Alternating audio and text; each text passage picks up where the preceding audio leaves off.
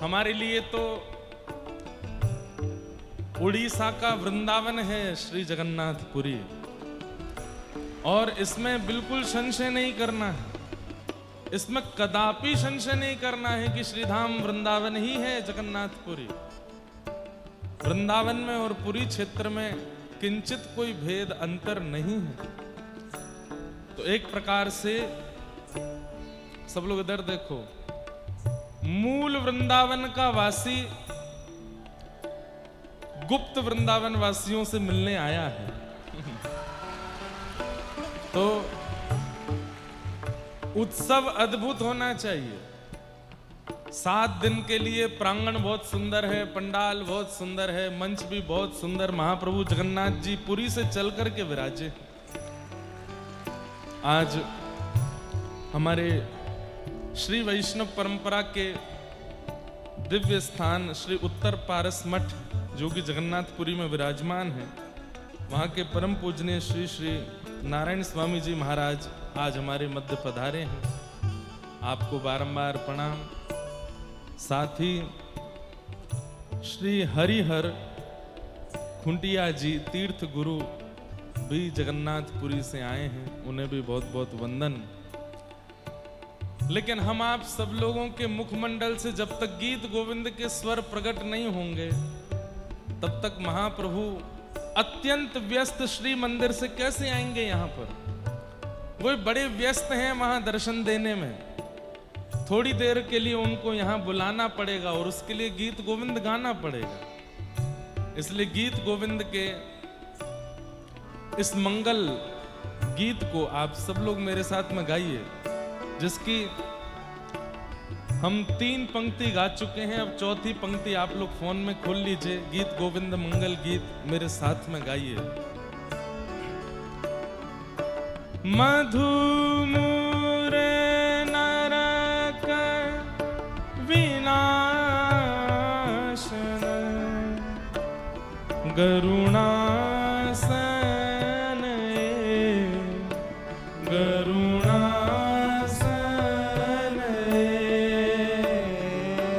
सुरकुल केली निदान जय जय देव हरे। सुरकुल केली निदान जय जय देव हरे। हे अमल कमल दल लोचन भव मोचन भव मोचन त्रिभुवन भवन निधान जय जय देव हरे। त्रिभुवन भवन निधान जय जय देव हरे। हे जनक सुता कृत भूषण जित दूषण जित दूषण शमर शमित दस कंठ जय जय देव हरे। समर शमित दस कंठ जय जय देव हरे। अभिनव जलधार सुंदर धृत मंदर भक्त मंदर श्रीमुख चंद्र चकोर जय जय देव हरे श्रीमुख चंद्र चकोर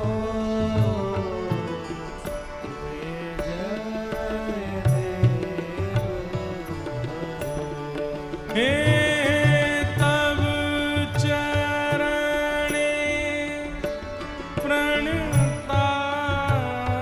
प्रणतावयम् इति भावये इति भावये कुरु कुशलं प्रणतेषु जय जय देव हरे गुरु कुशलं प्रणतेषु जय जय देव हे श्री जय देवक वेरिदं कुरुते मुदं कुरुते मुदं मंगल मंजुल गीतं जय जय देव हरे मंगल मंजुल गीतं जय जय देव हरे राधे कृष्ण हरि गोविंद गोपाला नंद जी को लाला यशोदा दुलारा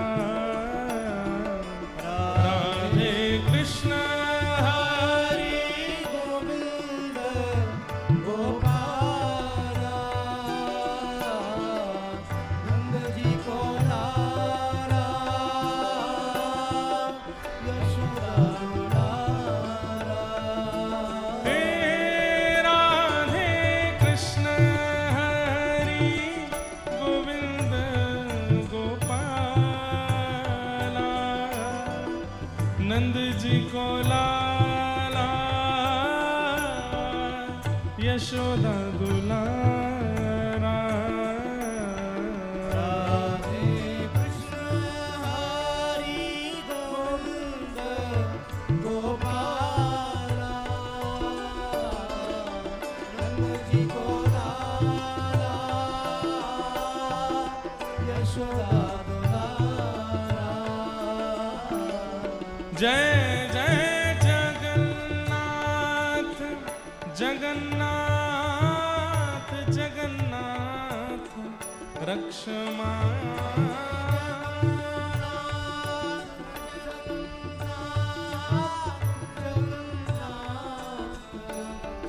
जय जय महाबाहु महाबाहु महाबाहु पाहि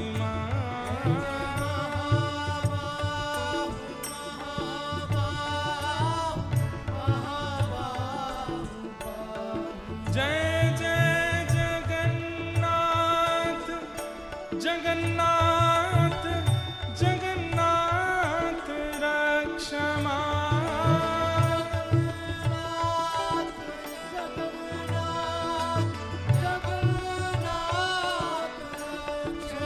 जय जय महाबाहु महाबाहु महाबाहु पाहि मां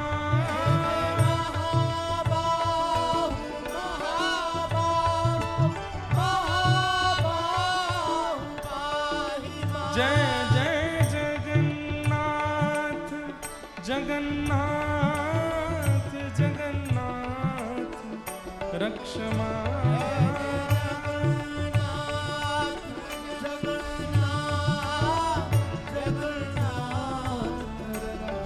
जय जय महाबाहु महाबाहु महाबाहु पाहि मां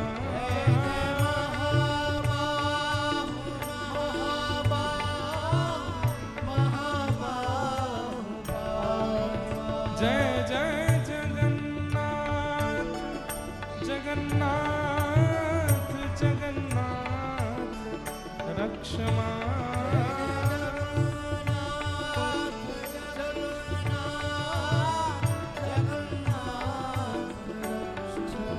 जय जय देव हरे ओ जय जय देव हरे ओ जय जय देव हरे श्री जगन्नाथ महाप्रभु की जय। श्री बलभद्र सुभद्रा मैया की श्री सुदर्शन जी महाराज की नील चक्र की श्री विमला देवी मैया की महालक्ष्मी मैया की श्री नीलाचल धाम की समुद्र नारायण भगवान की जय जय श्री राम जय जय श्री राम जय जय श्री राम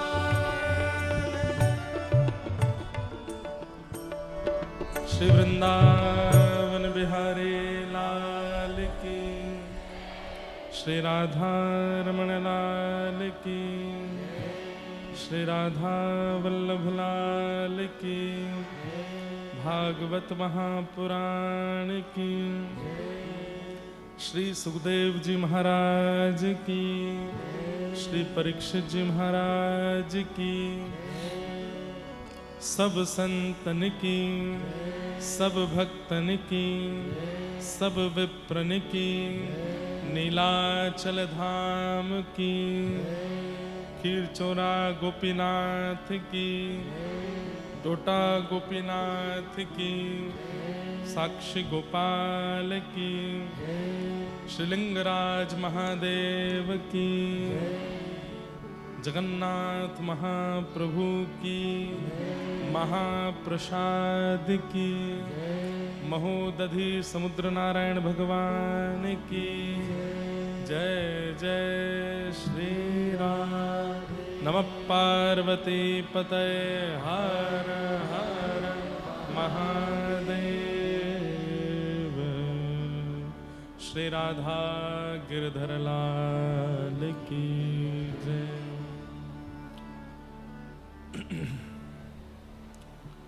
परम मंगल में प्रात प्रखलेश्वर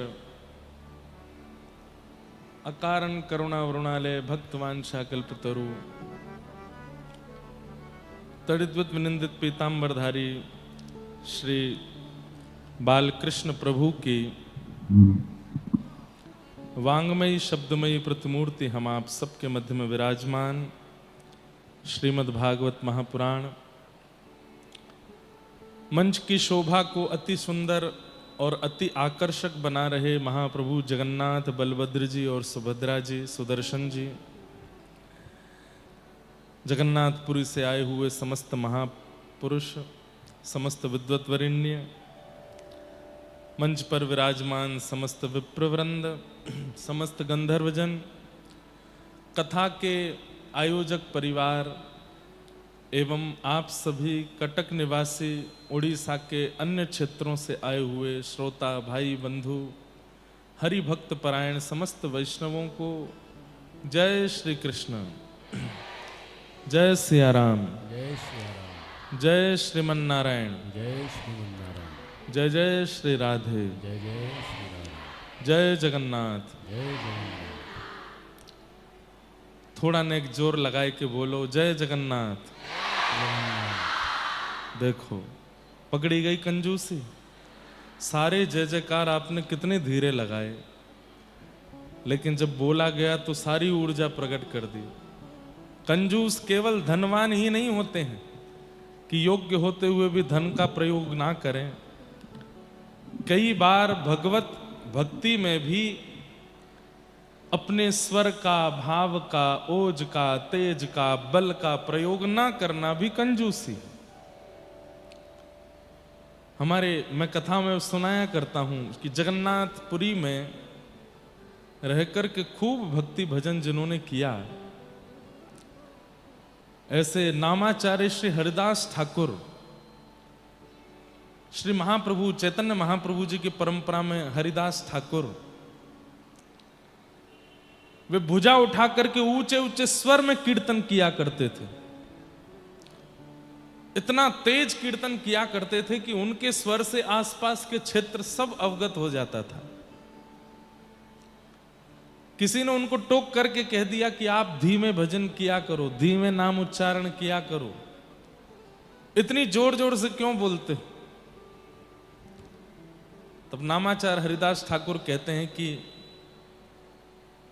अंते नारायण स्मृति, यदि किसी व्यक्ति के कर्ण रंध्र में भगवत नाम पहुंच जाए तो उस भगवत नाम से उस व्यक्ति का कल्याण उद्धार संभव है।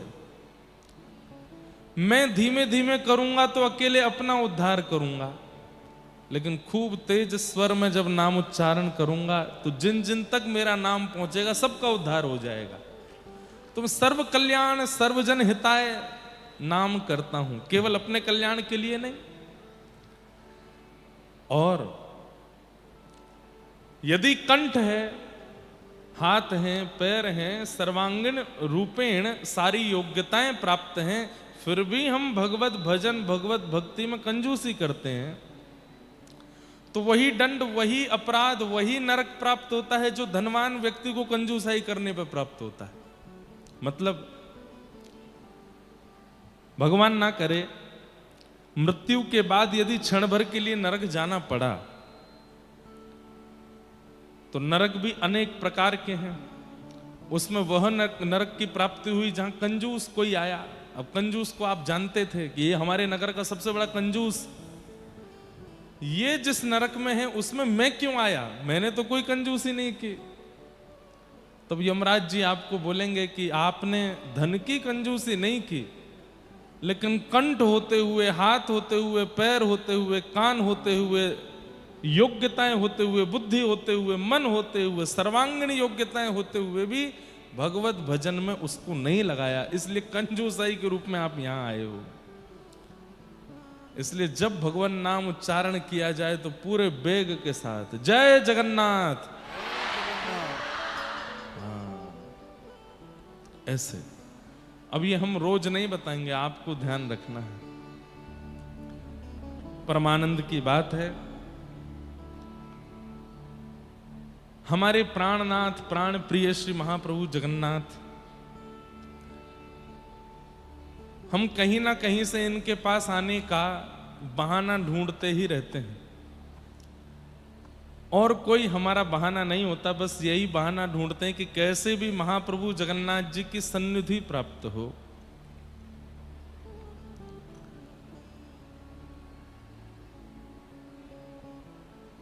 इन दिनों में भुवनेश्वर में पहले ही कथा निश्चित थी, आज से ही भुवनेश्वर में कथा होनी थी, और 26 तक कथा का क्रम था। फिर 27, 28, 29, 30 ये दिन हमारे खाली थे। 1 तारीख को 2 को विदेश यात्रा पर निकलना था। 29 को महाप्रभु जगन्नाथ जी की स्नान पूर्णिमा है, उनका जन्म नक्षत्र, जन्म तिथि है। महाप्रभु जगन्नाथ जी इस धराधाम पर स्नान पूर्णिमा के दिन प्रकट हुए। तो मन में भाव था भुवनेश्वर कथा करेंगे, 4 दिन फिर जगन्नाथपुरी में ही रहेंगे, और तब तो ये भी भाव था कि पुरी में ही रहेंगे, रोज पुरी से भुवनेश्वर कथा करने आया करेंगे। परंतु किन्हीं कारणोंवश वो कथा भुवनेश्वर नहीं हो पाई। अब हमारे पास तो कथाओं के क्रम आते रहते हैं, वहां कर दो, वहां कर दो, वहां कर दो। तो कथाओं के क्रम तो बहुत जगह के आए, लेकिन मैं प्रतीक्षा कर रहा था कि महाप्रभु जी के आसपास आएगी वही कथा करेंगे इन दिनों में। भुवनेश्वर में नहीं तो कहीं पास ही होनी चाहिए। और तभी हमारे यहाँ कटक से संपर्क आया कि यहाँ कथा, पहले भी आए थे संपर्क कटक में कथा के, लेकिन तब समय नहीं बन पा रहा था। और हमारे जो सब कथाओं का क्रम देखते हैं उनको याद भी नहीं था कि कटक से कोई कथा आई है।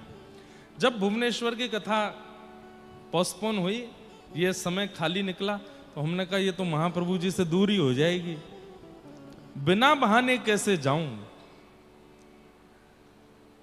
तो मैंने इनको याद दिलाया, मैंने कि कटक से फोन आया था कथा के लिए, वो वहां संपर्क करो। बोले हाँ वो तो अभी भी है। मैंने कहा वो उनको कह दो अगर ये 2-3 महीना में व्यवस्था बन जाए, संभवतः 2-3 महीने में ये अपना क्रम बना है ना, इतनी जल्दी क्रम बनता नहीं कथा का। लेकिन हमने कहा उनसे कहो कटक में कथा करेंगे ताकि महाप्रभु जी का सानिध्य मिले।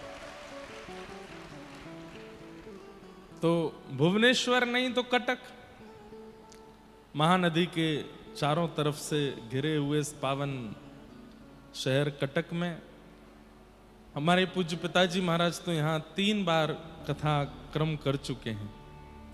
लेकिन इतनी बार जगन्नाथपुरी आए, कटक कभी आए नहीं।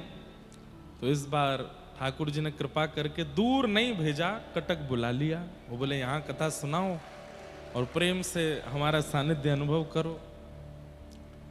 तो पहले 60 किलोमीटर दूर कथा होनी थी, अब 90 किलोमीटर है, लेकिन है जगन्नाथपुरी के अंतर्गत ही। ये श्री क्षेत्र 120 किलोमीटर में फैला है, तो इसलिए कटक पुरी क्षेत्र में ही है। तो यहां कथा कहने के लिए आए हैं। बहुत आनंद का विषय है, खूब आनंद अगले 7 दिनों तक रहने वाला है। आज प्रथम दिन का सत्र है और पुरी धाम से महाप्रभु जगन्नाथ जी पधारे। आपका रोज श्रृंगार होगा, रोज नवीन नवीन श्रृंगार में ठाकुर जी दर्शन देंगे। एक दिन सोना भेष भी होगा, एक दिन ठाकुर जी का बड़ श्रृंगार, अभी तो बड़ श्रृंगार में ही है, हाँ? चंदन लागी, अभी चंदन लागी वेश में। सब ठाकुर जी के श्रृंगारों का दर्शन हम लोग यहीं किया करेंगे। महाप्रभु जी पधारे हैं। आज भी कथा के बाद हम खीर चोरा गोपीनाथ बालेश्वर जाएंगे, वहां पहली बार वहां का भी दर्शन करके आएंगे। ऐसे अद्भुत ठाकुर जी यहाँ, हमें कभी कभी लगता है कि हमारे वृंदावन के ठाकुर ने 2 प्रांतों पर बड़ी कृपा की है भारत में। वृंदावन के ठाकुरों ने 2 प्रांत पर विशेष कृपा की। एक तो राजस्थान, वृंदावन के ठाकुर राजस्थान में भी खूब विराजमान हैं। श्री गोविंद देव जी, गोपीनाथ जी, मदन मोहन जी, विनोदी लाल जी, राधा दामोदर जी, अनेक ठाकुर राजस्थान में। और दूसरी कृपा आपकी उड़ीसा पर हुई है। यहाँ पर भी ठाकुर जी खूब सुंदर सुंदर रूपों में, भावों में विराजमान है। श्री साक्षी गोपाल भगवान वृंदावन से पधारे। खीर चोरा गोपीनाथ, टोटा गोपीनाथ, सब वृंदावन के ठाकुर यहाँ विराजमान। महाप्रभु जगन्नाथ कितनी कृपा करके यहाँ इस पूरे उड़ीसा क्षेत्र पर कृपा कर रहे हैं। तो ये सौभाग्य है आप लोगों का कि आप यहाँ रहते हैं, और सौभाग्य है हमारा कि हम कथा सुनाने आए हैं। 26 तारीख तक आप लोगों को यहाँ कथा सुनाएंगे कटक में, और फिर 27, 28, 29, 30 4 दिन श्री जगन्नाथ रसामृत कथा कहेंगे जगन्नाथपुरी उड़ीसा में। तो जिन लोगों को 7 दिन कथा सुनकर के मन ना भरे, वो फिर पुरी आ जाना। तो फिर 4 दिन पुरी में कथा करेंगे। लेकिन पूरी कथा में एक विलक्षणता है, 27 और 28 को कथा होगी, 29 को कथा नहीं होगी। 29 को महाप्रभु जगन्नाथ जी का स्नान दर्शन सब लोग करेंगे। आज ही मैं पढ़ रहा था स्कंद पुराण में, संभवतः हमारे पंडित जी ग्रंथ लेके नहीं आए होंगे मंच पे। उस ग्रंथ में आज ही मैं स्कंद पुराण के पुरुषोत्तम महात्म्य पढ़ रहा था कि महाप्रभु जगन्नाथ जी के स्नान दर्शन करने का फल अनेक हैं, लेकिन एक प्रारंभिक फल यह है कि पुनर्जन्म न विद्यते। उस व्यक्ति का फिर पुनर्जन्म नहीं होता जो एक बार महाप्रभु जगन्नाथ जी का स्नान देख ले। दूसरा, महाप्रभु जगन्नाथ जी स्नान वेदी पर विराजमान हैं, सुगंधित जल से उनका स्नान हो रहा है, उसका जो व्यक्ति दर्शन कर लेता है तत्क्षण जन्म से लेकर के अभी तक हमसे जो भी ज्ञात अज्ञात रूप से महापाप भी बने होंगे वे सब नष्ट हो जाते हैं महाप्रभु जी का स्नान दर्शन करने से। तीसरा, सुन करके तो आप आनंदित हो जाओगे।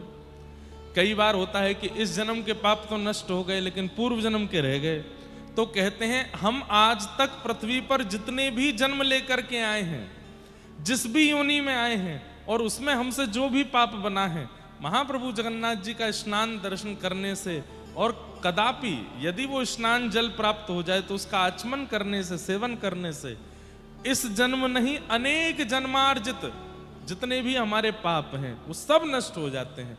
इसलिए इससे वंचित नहीं रहना है। मैं तो पहली बार स्नान दर्शन करने आया हूं, आप लोग तो यहीं रहते हैं, तो इस बार आप लोग भी मत चूकिएगा। 27-28 2 दिन कथा करेंगे, स्कंद पुराण के पुरुषोत्तम महात्म्य की कथा करेंगे और जो वहाँ के भक्तों के चरित्र उस पर लीला कहेंगे। 29 तारीख को सुबह से महाप्रभु जगन्नाथ जी का स्नान दर्शन करेंगे। उसके बाद एक समय हम सबको बता देंगे, उस समय तक सब लोग फिर कथा पंडाल में आ जाएंगे पुरी में। 29 तारीख को फिर हमारे श्री राधा गिरधरलाल वृंदावन से पधारेंगे, उनका स्नान दर्शन होगा। उनका भी स्नान पूर्णिमा उत्सव इस बार जगन्नाथपुरी में मनेगा, तो श्री ठाकुर जी का, लाल जी का भी स्नान उत्सव होगा, उसका आनंद लेंगे। और फिर हम लोग सब समुद्र स्नान करेंगे, वहीं कीर्तन करेंगे, वहीं आनंद करेंगे। उस दिन कथा नहीं होगी, केवल स्नान दर्शन और कीर्तन।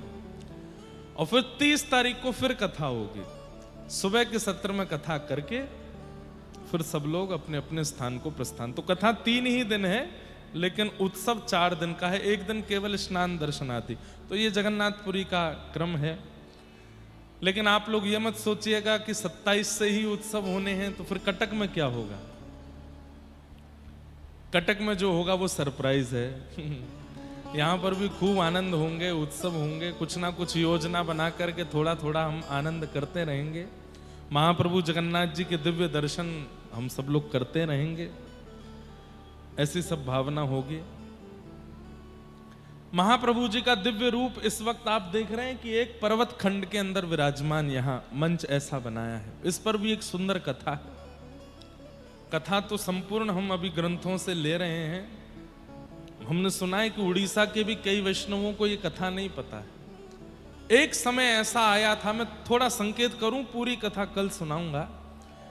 एक समय ऐसा आया था कि 144 वर्ष तक महाप्रभु जगन्नाथ जी के दर्शन भी नहीं हुए थे और महाप्रभु जगन्नाथ जी की सेवा भी नहीं हुई थी।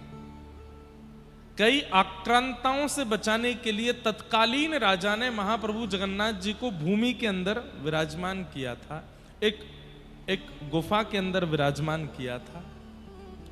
144 वर्ष बाद फिर उस क्षेत्र में एक राजा का आगमन हुआ। उन्होंने ठाकुर जी को ढूंढा और पुनः भूमि से प्रकट किया, तो गुफा के अंदर जो महाप्रभु जी का दर्शन था वही मंच यहाँ बनाया गया है। तो ये दर्शन है, कथा श्लोक सहित और भाव सहित जो भी है वो कल के प्रसंग में मैं सुनाऊंगा। कौन से राजा थे, क्या क्या उनके नाम थे, वो सब निकाला है। कौन से क्षेत्र में है, सब कुछ उसका भाव रखा है। परंतु ये अद्भुत दर्शन है। आज भी वो गुफाएं वहां विराजमान है जहां महाप्रभु जी विराजे। तो उसी भाव से इस बार सोच रहे थे कि उड़ीसा में कथा होती है, हर बार हम श्री मंदिर बनाते हैं, हर बार श्री मंदिर का। अच्छा, एक बात और, दुनिया के किसी कोने में कथा हो, आयोजकों की जिम्मेवारी है मंच बनाने की, लेकिन उड़ीसा में कथा होती है तो मंच में क्या बनेगा ये हमारी जिम्मेवारी होती है। ये हमको, मतलब हम अंतरंग रूप से बता रहे हैं कि हमको कितना प्रेम है यहाँ से, कि क्या बनना चाहिए, कैसे श्रृंगार हो, कैसे क्या, वो ऐसा रहता है कि ये दायित्व तो हमको दिया जाए, ये सेवा तो हमारी रहनी चाहिए। तो उसी भाव से महाप्रभु जी यहाँ विराजमान है, तो उसका दर्शन सब लोग कर ही रहे हैं। नित्य आप सब लोग 4 बजे तक यहाँ उपस्थित हो जाइए। 4 साढ़े 4 के बीच में कथा प्रारंभ होगी और जब तक ठाकुर जी की इच्छा होगी चलेगी। ठाकुर जी के नित्य मंगल दर्शन होंगे, आप सब लोग उसका अनुभव किया करना।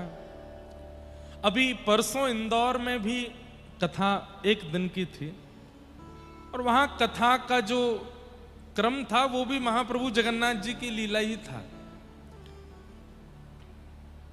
तो वहां पर एक प्रसंग मैंने लिया था, ज्यादा देर तो नहीं, 1.5-2 घंटे का ही प्रसंग रहा था। सतयुग, त्रेता, द्वापर, कलयुग 4 युग हैं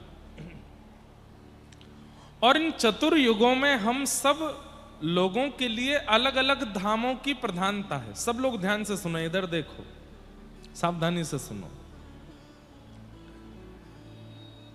4 धामों में 4 स्थानों की 4 धामों की 4 युगों में अलग अलग प्रधानता है।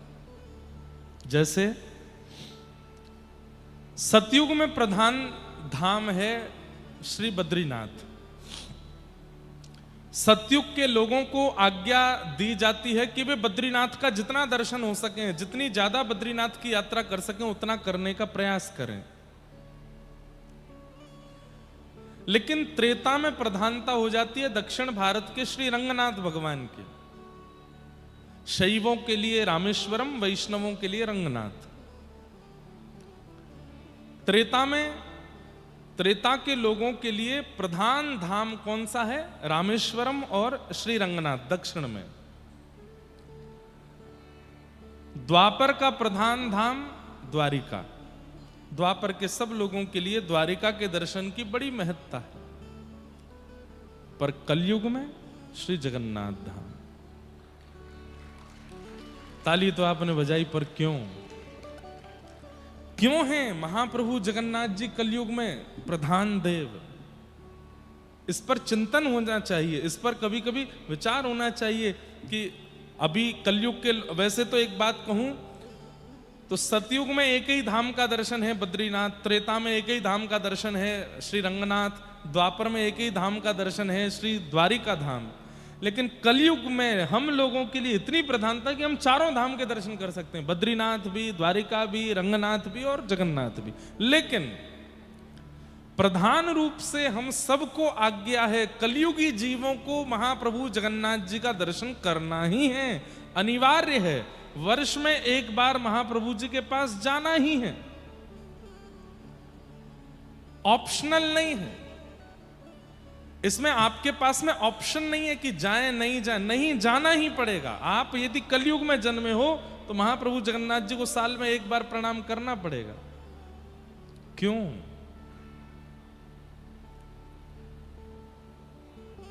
हम कलयुगी जीव हैं।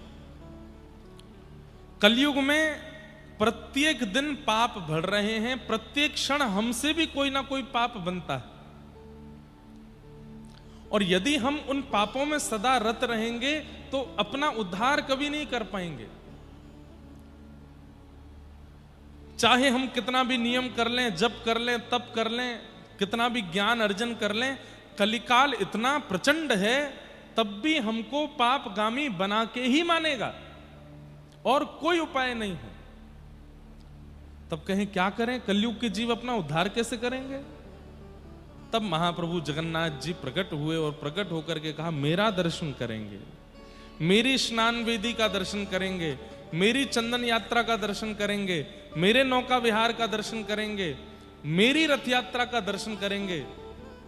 और मेरा दर्शन भी यदि कर लेंगे, किसी बिना उत्सव में भी महाप्रभु जगन्नाथ जी का भी दर्शन यदि कर लेते हैं तो उसी क्षण हमारे पाप नष्ट होने प्रारंभ हो जाते हैं। हम जितनी देर महाप्रभु जी के सन्मुख रहते हैं, जितनी देर श्री क्षेत्र के अंदर रहते हैं, उतनी देर पाप नष्ट होते रहते हैं हमारे। इसलिए कलिकाल में हम लोगों के लिए जगन्नाथपुरी जाना अति अनिवार्य है। पर एक कंडीशन अप्लाई होती है। क्या? जगन्नाथपुरी जाना है, महाप्रभु जी का दर्शन करना है, लेकिन महाप्रभु जी को देखने के बाद में पूर्ण समर्पण करते हुए ठाकुर जी को वचन देना है कि नाथ, अब तक जो हुआ उन सबको आप नष्ट कर ही रहे हैं अपने दर्शन से, पर मैं वचन देता हूं कि अब दोबारा वह गलतियां नहीं होंगी जो मैंने पूर्व में की हैं। अब वह पाप मुझसे दोबारा नहीं बनेंगे। मैं प्रयास करूंगा कि मैं पुनः उन सब क्रियाओं को ना करूं जो मैंने पूर्व में की हैं। बस आप कृपा करके ये नम रक्ष जगन्नाथ, मेरी रक्षा करो। और आप ठाकुर जी को जैसे ही वचन दे देते हो कि पुनः नहीं करूंगा, ठाकुर जी तुरंत आपके समस्त पापों को नाश कर देते हैं। दो लोग हैं जो हमारा पूरा लेखा जोखा रखते हैं। हमारे पूरे जीवन की डायरी दो लोगों के पास में है, चित्रकेतु और यमराज। इनके पास सब लिखा है, हमने कब कहां क्या किया हम भूल जाते हैं, पर नरक जाते समय वे सब हमको याद कराते हैं। तुम जब 18 वर्ष के थे तब तुमने ऐसा किया, जब तुम 19 वर्ष के थे तुमने ऐसा किया, 20 वर्ष की अवस्था में कॉलेज में तुमने ये किया था, अपने मित्र के साथ तुम ऐसा व्यवहार कर चुके हो, अपने परिवार के दूर के संबंधियों के साथ तुमने इतना गलत काम किया, इसके साथ कपट, इसके साथ छल। व्यक्ति खून के आंसू रोने लगता है कि मैं तो भूल ही गया था मैंने ये सब किया है, लेकिन उन्हें सब पता रहता है। लेकिन जैसे ही व्यक्ति जीवित अवस्था में महाप्रभु जगन्नाथ जी को प्रणाम करते हुए और वचन देता है कि पुनः नहीं करूंगा, महाप्रभु जगन्नाथ उसी समय चित्रगुप्त और यमराज जी को आज्ञा करते हैं, इसके जीवन में इसने जितने भी पाप कर्म किए सबको तुरंत नष्ट करो, इसको परम पवित्र बना दो। क्यों? वचन दे रहा है कि अब नहीं करेगा। सतयुग में यह संभव नहीं है। सतयुग में ठाकुर जी के दर्शन करने के बाद में भी प्रायश्चित विधान है। त्रेता में भी ठाकुर जी के दर्शन करने के बाद नियम है कि ऐसा करोगे तो ही पाप मुक्त होगे। द्वापर में भी आपको कुछ कुछ करना पड़ेगा, लेकिन कलयुग में केवल महाप्रभु जी के दर्शन कर लो, महाप्रसाद सेवन कर लो और ठाकुर जी को वचन दे दो कि अब नहीं करेंगे। उसी समय ठाकुर जी मुक्त कर देते हैं। लेकिन महाप्रभु जगन्नाथ जी को वचन देने के बाद भी, दर्शन करने के बाद भी पुनश्च उन्हीं पापों को जो व्यक्ति दोहराता है उसके साथ क्या होता है? एक तो 84 लाख योनियों में रजिस्ट्रेशन सब जगह हो जाता है, जाना ही पड़ेगा, और कितने हजार वर्षों के लिए नरक की प्राप्ति होती है उसका कोई आंकड़ा नहीं।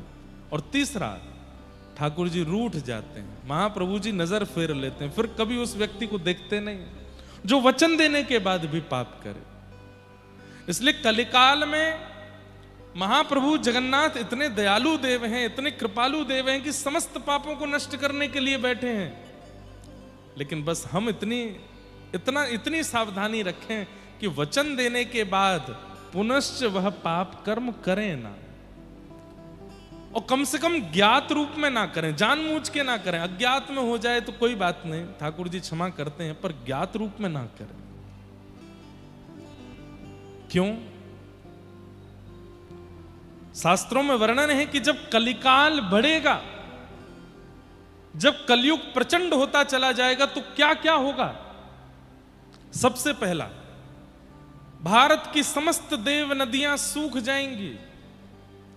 यमुना जी सूख जाएंगी, गंगा जी सूख जाएंगी, कावेरी सूख जाएंगी, सरजू जी सूख जाएंगी, सब अंतर ध्यान हो जाएंगी, और लगभग होना प्रारंभ हो चुका है। सारी देव नदियां सूख रही हैं। उद्गम से लेकर के संगम स्थली तक जब देव नदियों का कोई प्रारूप भी ना मिले, समझ जाओ प्रचंड कलिकाल आ गया है। सब लोग ध्यान से सुनो। दूसरा, सारे धर्म स्थान, धर्म स्थली अपनी पुरातन स्वरूप को खोने लग जाएं। जो उनका पुराना स्वरूप है, जो उनका वास्तविक स्वरूप है, उस वास्तविक स्वरूप को जब धर्म स्थान, तीर्थ स्थान खोने लग जाएं, वे अपने रूप से विहीन होने लग जाएं, समझ जाओ प्रचंड कलिकाल आ रहा है। धीरे धीरे यह भी प्रारंभ हो गया है। अब तीर्थ स्थान, धर्म स्थान अपने स्वरूप को खोते जा रहे हैं। तीसरा, तीर्थ निवासी, धाम निवासी लोग भी तीर्थ और धाम में रहने का अभिमान करने लग जाएं और उस अभिमान के कारण भगवत भजन भक्ति का त्याग कर दें और सारी वो क्रियाएं करने लग जाएं जो महानगर के लोग करते हैं। खान पान की दूषितता, विचारों की दूषितता, कर्मों की दूषितता। अरे महानगर में रहने वाले लोग तो कुछ भी करते हैं, लेकिन धामों में रहने वाले भी यदि वही करने लग जाएं तो समझ जाओ कलिकाल प्रचंड हो रहा है। चौथा, भगवान के दिव्य धाम महानगरों जैसे बनने लग जाएं और महानगरों जैसी व्यवस्था, दुर्व्यवस्था उन स्थानों में प्रकट हो जाए।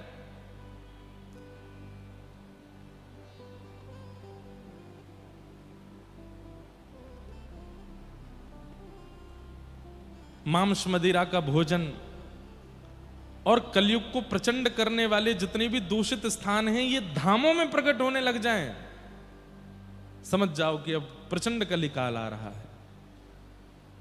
और अंतिम स्थिति बताते हैं, जितनी भी देव मूर्तियां हैं भारत में, जितने भी धाम हैं, जितने भी तीर्थ हैं, वहां विराजमान जो देव स्थान हैं, वो देव मूर्तियां हैं, उनसे देवत्व निकल जाएगा, वे केवल पाषाण रह जाएंगे।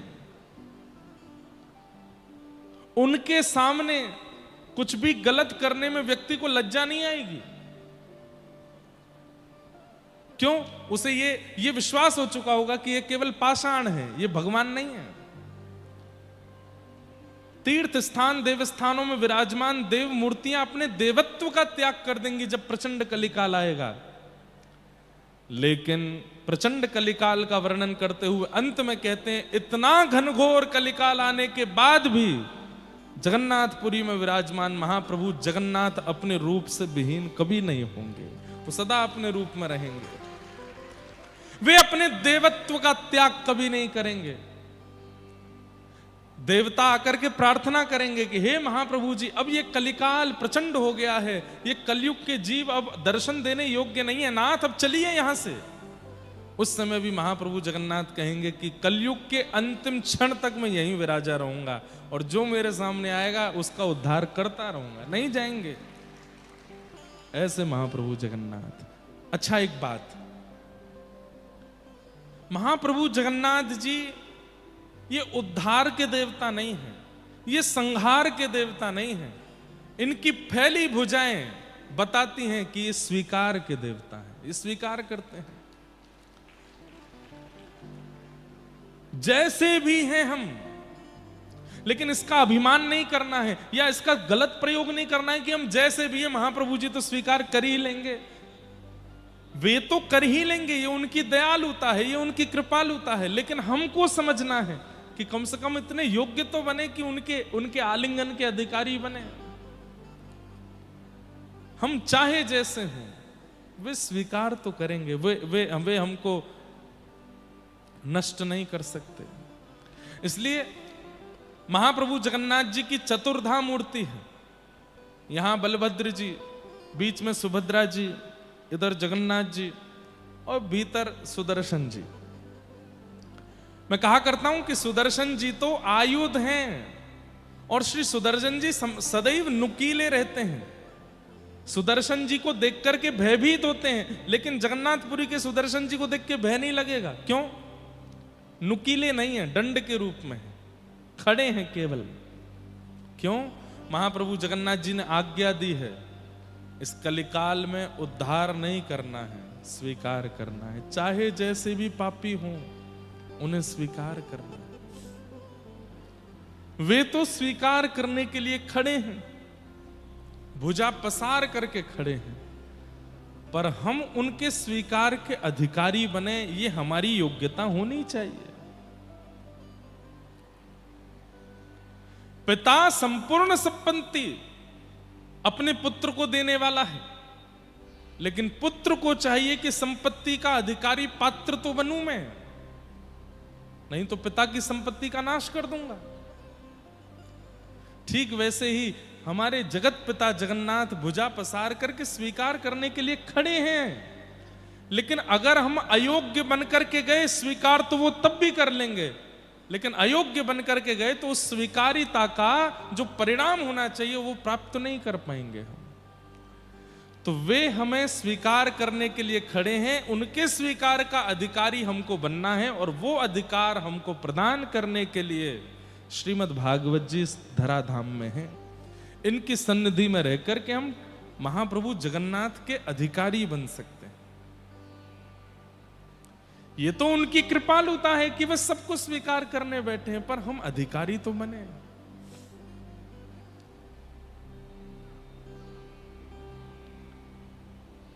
अच्छा हूं या बुरा हूं, जैसा भी हूं तुम्हारा, अच्छा हूं या बुरा हूं, जैसा भी हूं तुम्हारा, अच्छा हूं या बुरा हूं, जैसा भी हूं तुम्हारा, अच्छा हूं या बुरा हूं, जैसा भी हूं तुम्हारा,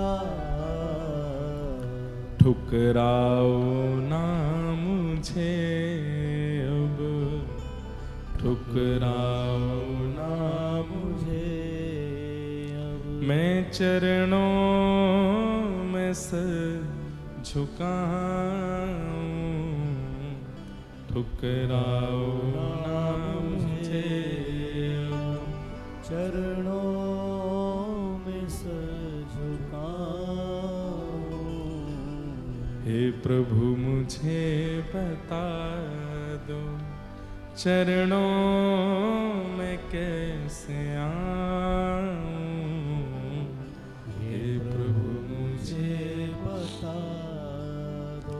सच्चिदानंद रूपाय विश्वोत्पत्त्यादि हेतवे, तापत्रय विनाशाय श्री कृष्णाय वयं नमः।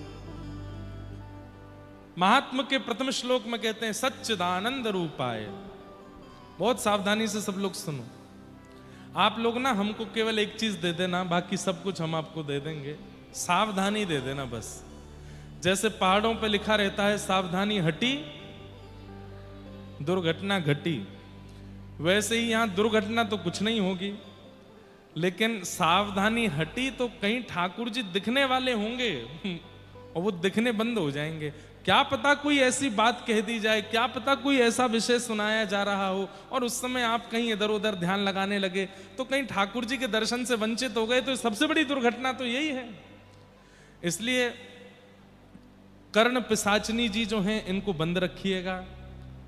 व्हाट्सएप, फेसबुक, इंस्टाग्राम, कैमरा वैमरा, फोन कॉल सब 3 घंटे के लिए बिल्कुल बंद रखो। दूसरा, कान रूपी दोने बिल्कुल खाली कर लीजिए। मन बुद्धि चित्त को जगन्नाथ महाप्रभु और यहां व्यास मंच पर बैठे हुए व्यास जी में लगा दीजिए। आप 7 दिन का एक उद्देश्य निश्चित कर लीजिए कि इस कथा का उद्देश्य क्या है। कि मैं इतनी बार कटक से गया हूं जगन्नाथपुरी, लेकिन नाथ अब प्रार्थना है कि पुरी आकर के दर्शन नहीं, अब कटक में बैठे बैठे आपका साक्षात्कार करना है, और वो ये कथा करा देगी। अरे महाराज, 7 दिन की कथा में ये सामर्थ्य है कि आपसे कोई पूछ ले कि आज बताओ महाप्रभु जी ने कैसा श्रृंगार किया है, तो आप बता दोगे। ऐसी अर्ध स्पर्श माला पहनी है ठाकुर जी ने, ऐसे पोशाक धारण किया, ऐसा पुष्प, ऐसा आप बता दोगे। वो सब संभवताएं प्रकट हो सकती हैं भागवत जी से, इसलिए बहुत ध्यान से सुनो। सच्चिदानंद रूपाय विश्वोत्पत्त्यादि हेतवे। महात्मा का पहला श्लोक। तापत्रय विनाशाय श्री कृष्णाय वयम नमः। सत्य, चैतन्य और आनंद, तीन रूपों का वर्णन यहां पर किया गया। ध्यान से सुनिएगा। महाप्रभु जगन्नाथ जी श्रीमद् भागवत के महात्म के प्रथम श्लोक के प्रत्यक्ष दृष्टा हैं। जो श्लोक मैं बोल रहा हूं वो यदि देखना है तो पीछे देख लो। इधर जो विराजमान बलभद्र जी हैं ये सत्य स्वरूप हैं। क्यों? श्री बलराम जी आचार्य हैं, जीवाचार्य हैं। हमारे आचार्य श्रीमद् रामानुजाचार्य जी श्री बलराम जी शेषावतार, और उन्हीं के रूप में ही श्री रामानुजाचार्य जी आए हैं। तो आचार्य कौन है? जो सत्य का अनुभव करावे, जो सत्य पथ प्रदर्शन करावे, वही आचार्य है। तो सत्य, चित्त और आनंद में सत्य कौन है? श्री बलभद्र जी। और जगन्नाथपुरी में तो एक बात की बड़ी प्रसिद्धि है, बड़ा ठाकुर। क्या नाम है इनका? छोटा ठाकुर बात नहीं माने तो बड़े ठाकुर से कह दो। बाहर के आने वाले लोग सब जगन्नाथ जी से बात करते हैं, लेकिन पुरी के लोकल लोग तो बड़े ठाकुर से ही बात करते हैं। कालिया ठाकुर सुनता नहीं है, आप ही काम बनाओ। कालिया ठाकुर तो बाहर वालों में ही व्यस्त रहता है, लोकल लोगों की तो आप सुनोगे। और क्योंकि बलभद्र जी राजा हैं, भले ही द्वारिकाधीश श्री कृष्ण है, पर द्वारिकाधीश कृष्ण भी कोई क्रिया करना चाहते हैं तो पहले बलभद्र जी से आज्ञा लेते हैं, तभी करते हैं। इसलिए महाप्रभु जगन्नाथ जी के मंदिर में प्रवेश करते ही सबसे पहला दर्शन श्री बलभद्र जी का होता है। आप लोग जब भीतर प्रवेश करते हैं, अब सबने दर्शन तो किए ही हैं, जैसे ही भीतर प्रवेश करते हैं तो गरुण स्तंभ है, उधर ठाकुर जी विराजमान। भीतर प्रवेश करते देखोगे पहले बलराम जी दिखते हैं। क्यों? आचार्य का पहले दर्शन करोगे तो आचार्य ही आपको बताएगा कि सत्य पथ किधर है, सत्य मार्ग किधर है, ठाकुर जी कहां। तो प्रथम दर्शन सत्य स्वरूप श्री बलराम जी, क्योंकि वे आचार्य हैं, जीवाचार्य। दूसरा दर्शन चैतन्य स्वरूप श्री सुभद्रा जी। सुभद्रा जी चैतन्य स्वरूप हैं। श्री जगन्नाथपुरी में सबसे अद्भुत दर्शन यदि किन्हीं के होते हैं तीनों ठाकुरों में तो वो सुभद्रा जी का होता है। क्यों? बलराम जी भी इतने ही दिखते हैं, क्योंकि वो जहां भीतर विराजते हैं वहां इतना ही दर्शन होता है। जगन्नाथ जी भी इतने ही दिखते हैं, लेकिन सुभद्रा जी पूरी दिखती है। पूरा पूरा दर्शन सुभद्रा जी का होता है, सबको होता है। जगन्नाथ जी का दर्शन करने आप लोग देखेंगे मंदिर में बाईं ओर इतनी भीड़ खड़ी रहती है, एक दूसरे पर चढ़ रहे होते हैं, तब भी जगन्नाथ जी पूरे नहीं दिखते। कभी कभी भीतर जाने का अवसर मिल जाता है तो जहां तक जा सकते हैं वहां से तो भी जगन्नाथ जी थोड़े दिख जाए, नहीं तो बाहर गरुण स्तंभ के पास से तो इतने ही दिखते हैं। लेकिन सुभद्रा जी पूरा दर्शन करती हैं, पूरा दर्शन कराती हैं। अच्छा, इसमें एक भाव और आता है मन में, हम भाई लोगों को सीखना चाहिए वुमेन एम्पावरमेंट श्री जगन्नाथ जी से। पुरुष प्रधान हैं, लेकिन फिर भी माता जी को बीच में आगे रखा, बोले आप सबको दर्शन दो। अच्छा, दूसरी बात, दुनिया दर्शन करने आई है जगन्नाथ जी का, पर दर्शन करने आए हुए जीव को, ध्यान से सुनना, ये सब मन में भाव आ रहे हैं। दर्शन करने आए हुए याचक को या घर आए हुए याचक को कई बार पुरुष लोग दुत्कार देते हैं या उसमें गुण और दोष का दर्शन करने लगते हैं।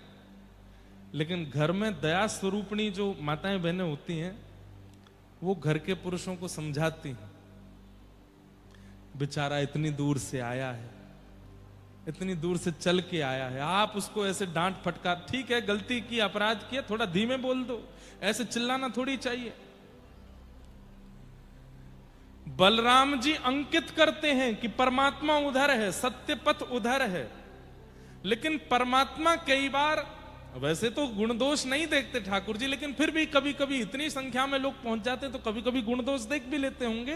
तो श्री सुभद्रा जी का दर्शन, तो सुभद्रा जी क्या करती हैं? जगन्नाथ जी बड़े भैया, ये सामने जीव आया है, कलकत्ता से आया है, ये बेंगलोर से आया है, ये कटक से आया है, ये भुवनेश्वर से आया, बेचारा बहुत दीन है, इसको दर्शन दीजिए ना, इस पर कृपा कीजिए ना। महाप्रभु जगन्नाथ जी बिल्कुल नहीं करनी है, तुमको पता है इसने कितने पाप अपराध कर रखे हैं। अरे तो कोई बात नहीं है, तो आपका ही जीव, इस पर अनुग्रह करो, इस पर कृपा करो। अच्छा एक बात, महाप्रभु जी तो कृपा करने ही बैठे हैं, लेकिन वे चाहते हैं कि बगल में बैठे हमारे बहन भैया, इनके अंदर भी मेरी जैसी करुणा आवे, तो जानबूझ के उनको दिखाते नहीं, इस पर कृपा नहीं करूंगा। सुभद्रा जी, अरे भैया कर दो ना, क्या दिक्कत है? तब ठाकुर जी कहते हैं ठीक है, आप कह रही हो तो कर रहा हूं, नहीं तो मेरी इच्छा तो नहीं है। जगन्नाथ जी करना चाहते हैं, लेकिन वे चाहते हैं कि इन दोनों का भाव भी मैं थोड़ा सुनूं। आप कह रही हैं तो मैं करूंगी। तो वो कौन है? वे चैतन्य जीव को परमात्मा के श्री चरणों की प्राप्ति कराने वाली श्री सुभद्रा जी। इसलिए सुभद्रा जी का संपूर्ण दर्शन सब जीवात्माओं को होता है। जगन्नाथपुरी जाने वाले हर व्यक्ति को सुभद्रा जी का दर्शन होता ही होता है। अब कहां तक कहें, एक व्यक्ति पहली बार हमारे साथ जगन्नाथपुरी गया था, वो सुभद्रा जी को ही जगन्नाथ जी समझ रहा था, वो सुभद्रा जी को ही जगन्नाथ जी। फिर एक बार कहीं फोटो लगी थी तो मैंने कहा भाई कैसे दर्शन है? बोले ये जय विजय हैं, बीच में जगन्नाथ जी हैं। मैंने कहा अरे भाई ये जय विजय जगन्नाथ जी नहीं है, ये बलभद्र जी हैं, सुभद्रा जी है, जगन्नाथ। वैसे ऐसा है नहीं, अब तो सब लोगों को सब पता है, लेकिन ऐसे ऐसे महापुरुष भी हैं। तो सुभद्रा जी का दर्शन सबको होता है, या फिर ऐसा कहो सब पर दृष्टि सुभद्रा जी की जरूर पड़ती है। और ये अच्छा है कि सुभद्रा जी हमको देख लें। वे दयालु हैं, वे मां हैं, वे कई बार प्रसन्न होती हैं तो जगन्नाथ जी से कहती हैं इस पर कृपा करो। और जब सत्य स्वरूप बलभद्र जी, चैतन्य स्वरूप सुभद्रा जी दोनों कृपा कर देती हैं, तब आनंद घन जगन्नाथ हमको देखते हैं। आनंद घन जगन्नाथ की हम पर दृष्टि पड़ती है, और जैसी उनकी दृष्टि पड़ती है उनकी कृपा होती है। बड़े भाव आ रहे हैं मन में। बलभद्र जी का जब दर्शन करते हैं तब सत्य की प्रतीति होती है कि यही साचे हैं, ये जो मेरे सामने तीनों देव खड़े हैं ये साचे हैं, बाकी जगत मिथ्या है। सुभद्रा जी का जब दर्शन करते हैं तो उनके प्रति मूर्ति भाव नष्ट हो जाता है, तीनों चैतन्य हैं। और जब जगन्नाथ जी का दर्शन करते हैं तो रोंगटे खड़े हो जाते हैं, आनंद आ जाता है। आनंद रूप सच्चिदानंद रूपाय, ये सत्य चैतन्य और आनंद घन रूप महाप्रभु जगन्नाथ। जगन्नाथ जी को देखने के बाद भी नेत्रों से आंसू नहीं निकले तो समझ जाना भीतर कुछ और भरा पड़ा है। लेकिन महाप्रभु जगन्नाथ जी को देखते ही नेत्र सजल हो जाते हैं, नेत्रों से अश्रुपात होता है, रोंगटे खड़े हो जाते हैं, अपनी देह की सुध भूल जाते हैं। कौन आया साथ में, कौन लेकर के आया, कहां खड़े हैं। कई बार इतनी गर्मी हो जाती है भीतर मंदिर में कि महाराज श्वास लेना भारी पड़ता है, लेकिन महाप्रभु जगन्नाथ को देख करके एक ऐसी शीतलता का अनुभव होता है। वही शीतलता, वही सुख, वही है आनंद, और वही आनंद श्री कृष्ण है। सच्चिदानंद रूपाय, ऐसे सत्य चैतन्य और आनंद स्वरूप महाप्रभु जगन्नाथ को प्रणाम। देखो मेरी गलती नहीं है, उड़ीसा में कथा सुनोगे तो पूरी कथा जगन्नाथ परख ही होएगी, सबका अर्थ महाप्रभु जगन्नाथ ही निकल के आएंगे। आप ये मत सोचना कि ये जगन्नाथपुरी आए इसलिए ऐसे बोल रहे हैं, पर पता नहीं क्यों महाप्रभु जगन्नाथ जी जब मिल जाते हैं ना तो फिर और कुछ मुख पर आता ही नहीं है। जगन्नाथ चकानैन, जगन्नाथ चकानैन।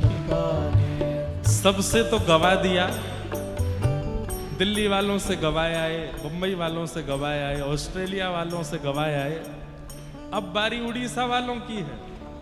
इस पर तो आपका कॉपीराइट है, ये आपका ही संकीर्तन है। ऊंचे स्वर में गाओ। मेरे प्रभु जगन्नाथ चक्कानैन, जगन्नाथ चक्कानैन, नीलाचल वारे तू न संभाले तो हमें कौन संभाले हो। तू न संभाले तो हमें कौन संभाले। तू न संभाले तो हमें कौन संभाले हो।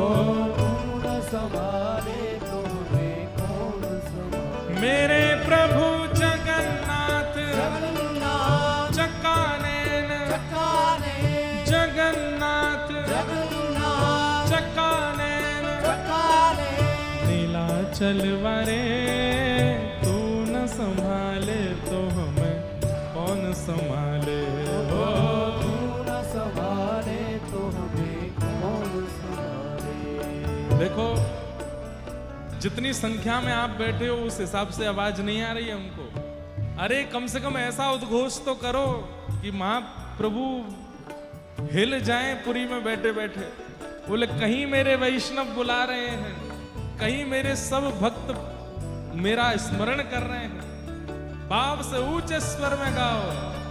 मेरे प्रभु जगन्नाथ चक्कानैन, जगन्नाथ चक्कानैन, नीलाचल वारे तू न संभाले तो हमें कौन संभाले हो।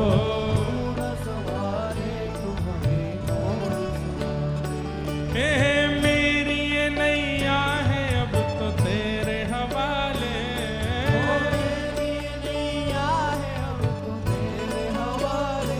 ओ मेरी ये नैया है अब तो तेरे हवाले।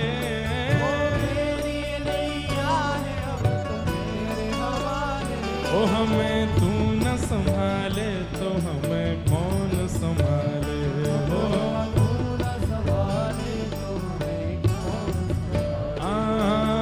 तू न संभाले तो हमें कौन संभाले हो। मेरे प्रभु जगन्नाथ चक्कानैन, जगन्नाथ चक्कानैन, नीलाचल वारे तू न संभाले तो हमें कौन संभाले हो।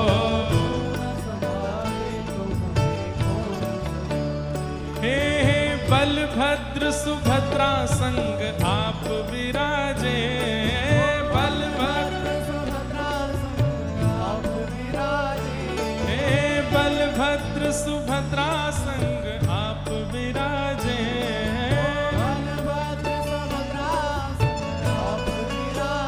हे मंदिर के ऊपर नील चक्र विराजे हो।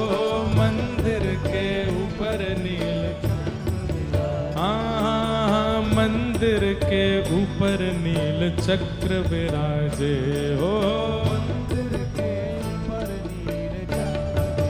मेरे प्रभु आगे वाले नहीं, पीछे वाले, कुर्सी वाले, सोफा वाले सब गाओ। मेरे प्रभु जगन्नाथ, जगन्नाथ चक्कानैन, चक्कानैन, नीलाचल वारे तू न संभाले तो हमें कौन संभाले हो।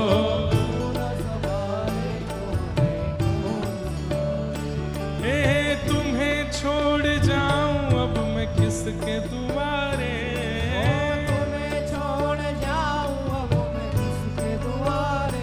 हाँ तुम्हें छोड़ जाऊं अब मैं किसके दुआरे।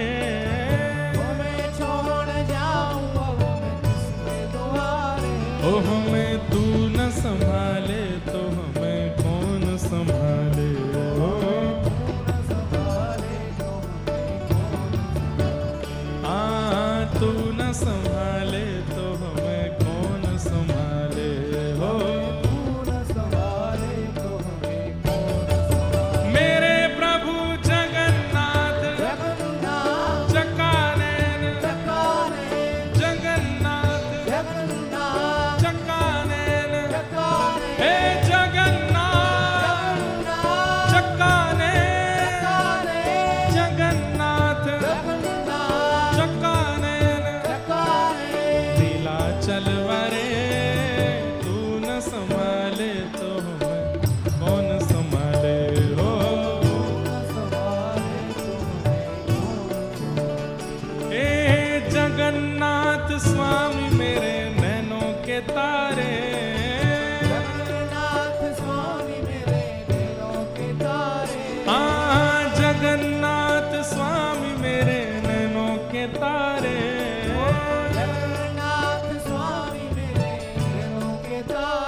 ओ मेरे बिगड़े काज स्वामी आप संभाले हो। हाँ मेरे बिगड़े काज स्वामी आप संभाले हो। मेरे प्रभु जगन्नाथ चकानैन जगन्नाथ चकानैन नीलाचल वरे तू न संभाले तो हमें कौन संभाले हो। हे पुरी जगन्नाथ भजो राधे गोविंदा।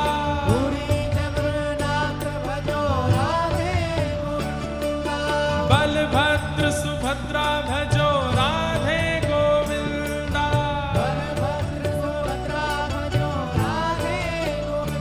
हे नीलाचल धाम भजो राधे गोविंदा।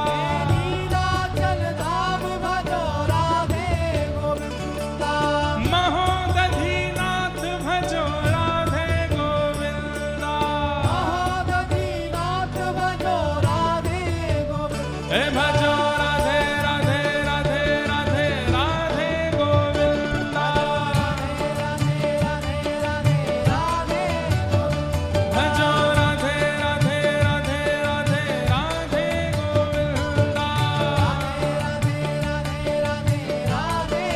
हे जगन्नाथ चकानैन जगन्नाथ चकानैन नीलाचल वरे तू न संभाले तो हमें कौन संभाले।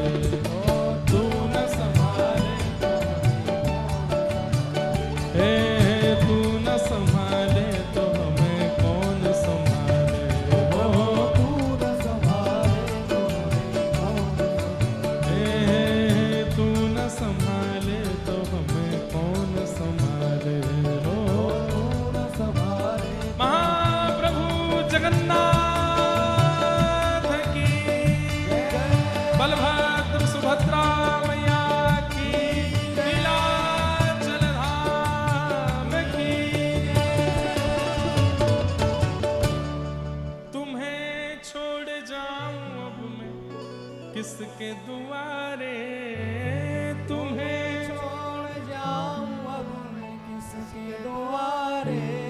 हमें तू न संभाले तो हमें कौन संभाले हो।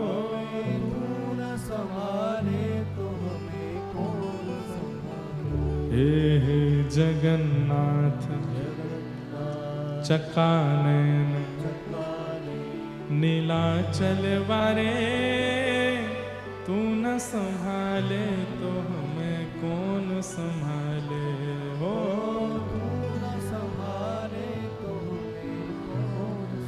सच्चिदानंद रूपाय विश्वोत्पत्त्यादि हेतवे तापत्रय विनाशाय श्री कृष्णाय वयं नमः। तो सत्य स्वरूप कौन है? बलभद्र जी।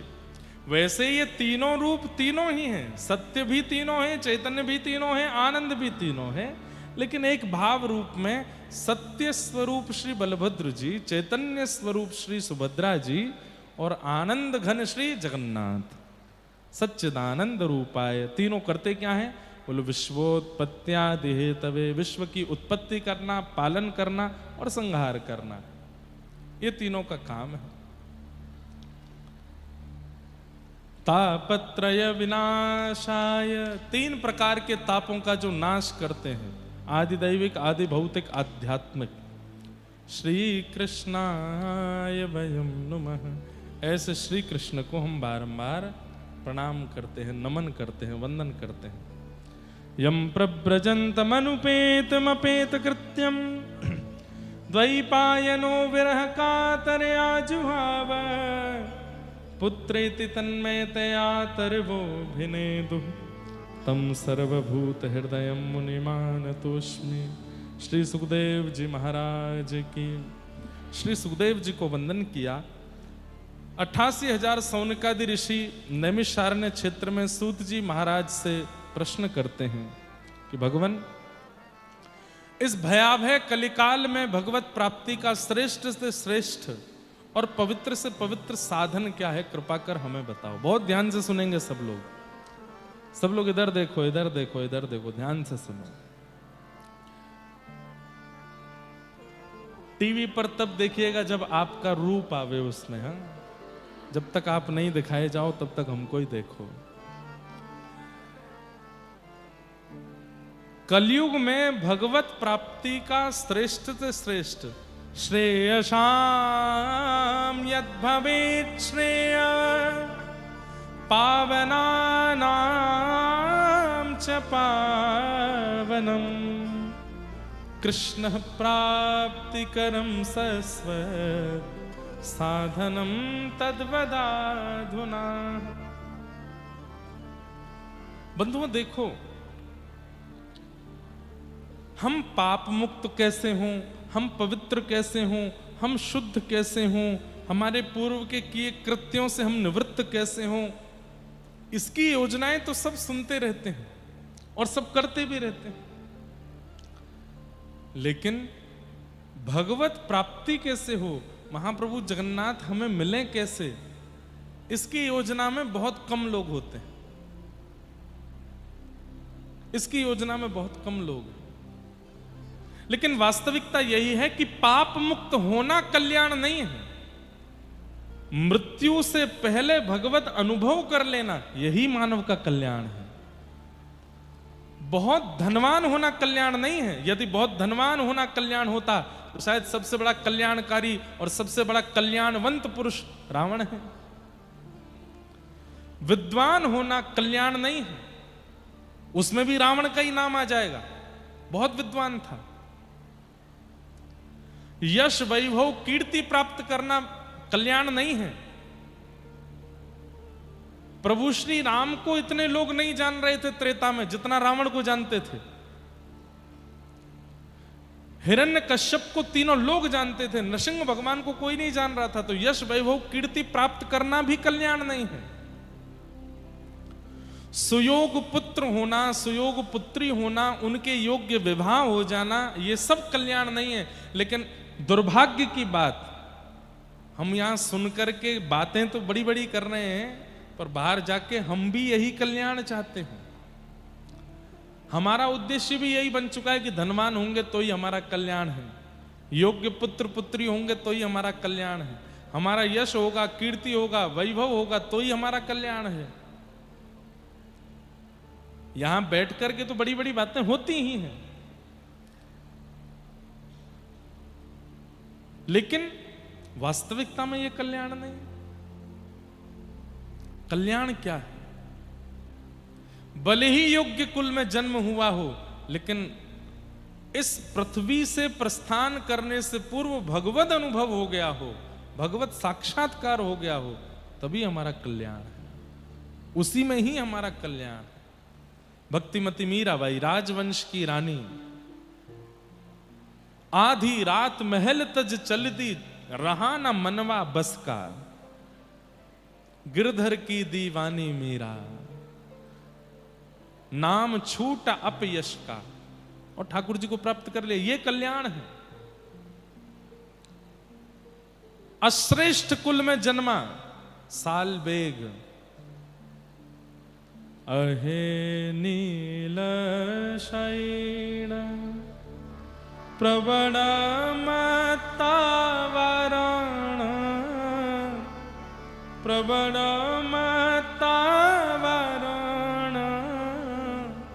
मुआरत नलनी बनकुकर दलन, अहे नील शैण कहे साल बेग, हीन जाति रे मुझवन, कहे साल बेग, हीन जाति रे मुझवन, श्रीरंगा चरण तले करूँ अच्छी अपन अहेनी।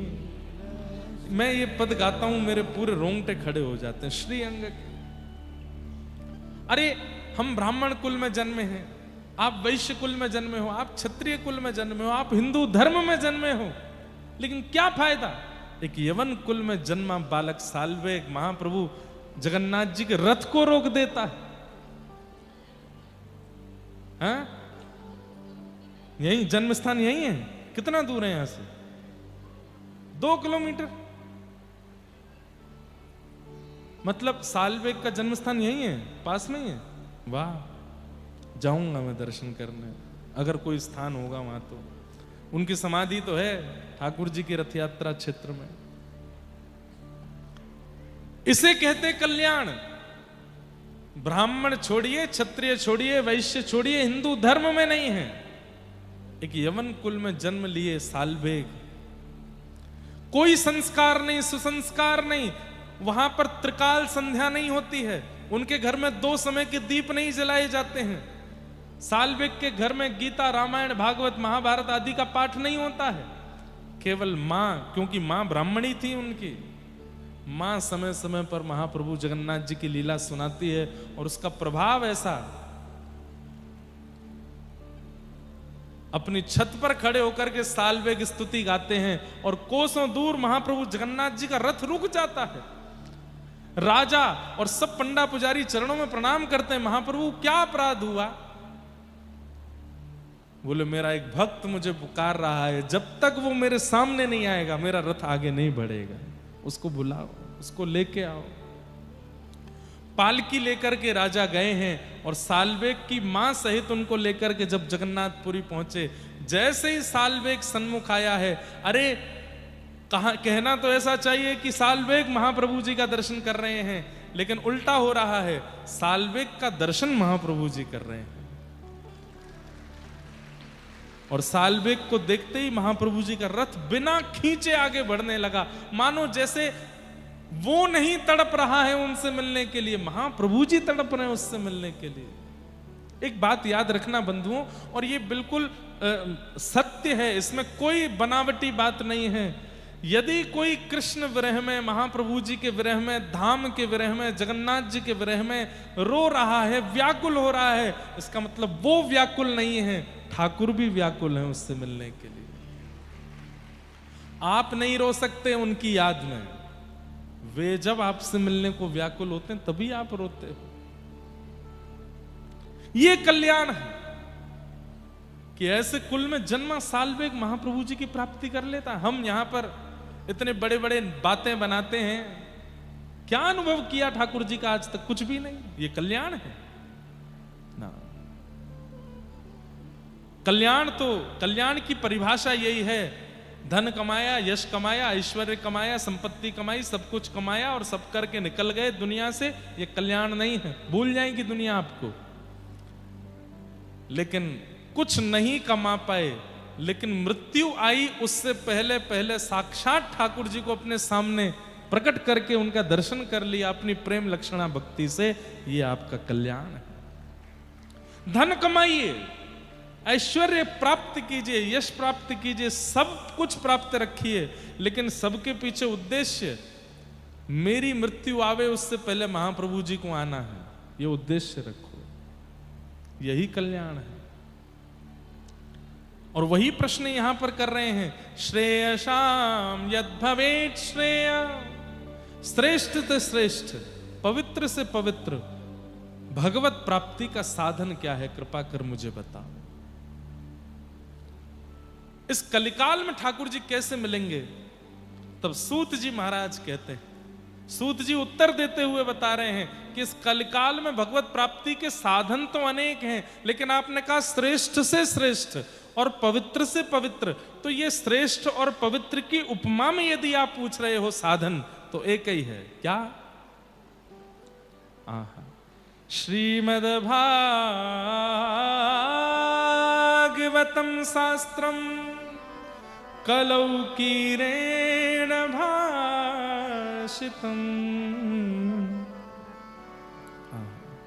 काल व्याल मुखग्रास त्रास नरणास तवे श्रीमद् भागवतम शास्त्रम। श्रीमद् भागवत रूपी शास्त्र आद्योपांत इनका अनुसंधान अपने जीवन में करने लग जाओ, कलिकाल में भगवत प्राप्ति हो जाएगी। ये दावे के साथ सूत जी महाराज कह रहे हैं। आप कहोगे महाराज जी आप व्यास मंच पर बैठ करके बोल रहे हो, आप तो इतनी कथाएं कर चुके होंगे, आपको हो गया भगवत अनुभव। अब अनुभव कैसा होता है ये तो बताना भी नहीं चाहिए सबको, और हुआ है इसका अभिमान करके भी मैं नहीं बोलूंगा कुछ यहां से, लेकिन कुछ बातें ऐसी बताऊंगा जो नॉर्मल नहीं है। पहली, दुनिया के किसी कोने में कथा हो, महाप्रभु जगन्नाथ जी का किसी भक्त के द्वारा प्रसाद आ ही जाता है कथा में, यह अनुभव नहीं है तो क्या है।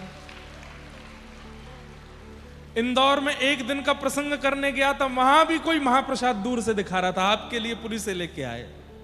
उससे पहले कथा चल रही थी वृंदावन धाम में, वहां पर तो कितने महाप्रसाद लेके महाप्रभु जी के आए। और केवल महाप्रसाद नहीं आता है, कोई नाथ द्वारा से प्रसाद लेके आता है, कोई महाप्रभु जी का महाप्रसाद लेके आता है, कोई तिरुपति बालाजी का लड्डू लेके, हर कथा में होता है ऐसा। एक की बात नहीं कर रहा हूं मैं वृंदावन वासी हूं। राधा रमण जी की कुलिया, बिहारी जी का भोग, गिरिराज जी का 56 भोग, इतने वैष्णव आते हैं कथा में और दूर से कहते हैं हम महाराज जी के लिए कुछ लाए हैं, ये प्रसाद मंच तक पहुंचवा दो। आज भी कथा के प्रारंभ में महाप्रसाद आ गया। हमारे महाराज जी लेकर के आए, तो ये तो चलो पास है, यहां तो आना स्वाभाविक बात है, लेकिन हर कथा में आता है। अब मैं कैसे ना मानूं कि कथा करने से मुझे भगवत प्राप्ति नहीं हो रही है। हर कथा में ठाकुर जी आ रहे हैं। चैतन्य महाप्रभु तो उद्घोष करके कहते हैं महाप्रसादे गोविंदे, साक्षात गोविंद है महाप्रसाद। महाप्रसाद को पाने का नियम क्या है? जैसे ही कोई महाप्रसाद लाया तो कहते हैं छिना लो, वो दे रहा है उससे पहले तो लो और तुरंत खोल करके पालो। एक तिनका लो लेकिन ले लो तुरंत। क्यों? आपने अगर रखा चलो शाम को पाएंगे, कल पाएंगे, रात में प्राण चले गए तो महाप्रसाद सन्मुख आए तुरंत उसको अपनी जिह्वा पर धर लीजिए, ऊपर से डाल लीजिए, एक कणिका डाल लीजिए। क्यों? साक्षात गोविंद है। हर कथा में महाप्रसाद आता है, हर कथा में तिरुपति बालाजी का लड्डू आ जाता है। अच्छा एक और बात, एक आध कथा स्किप हो जाती है, तिरुपति जी का प्रसाद नहीं आया, नाथ द्वारा का प्रसाद नहीं आया, द्वारिका का, लेकिन जगन्नाथ महाप्रसाद तो हर कथा में आता है, हर कथा में। भगवान करे ये कभी बंद ना हो, आता ही रहे। मतलब मैं चाहूं तो अपनी कथाओं में महाप्रसाद की दुकान लगा सकता हूं। इतना महाप्रसाद आता हर कथा में। खाजा भोग आएगा, ठाकुर जी की बढ़िया सुंदर सामग्री हर कथा में आती।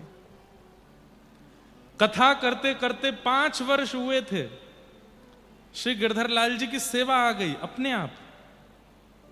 नहीं प्राप्त हुए ठाकुर जी, हो गए।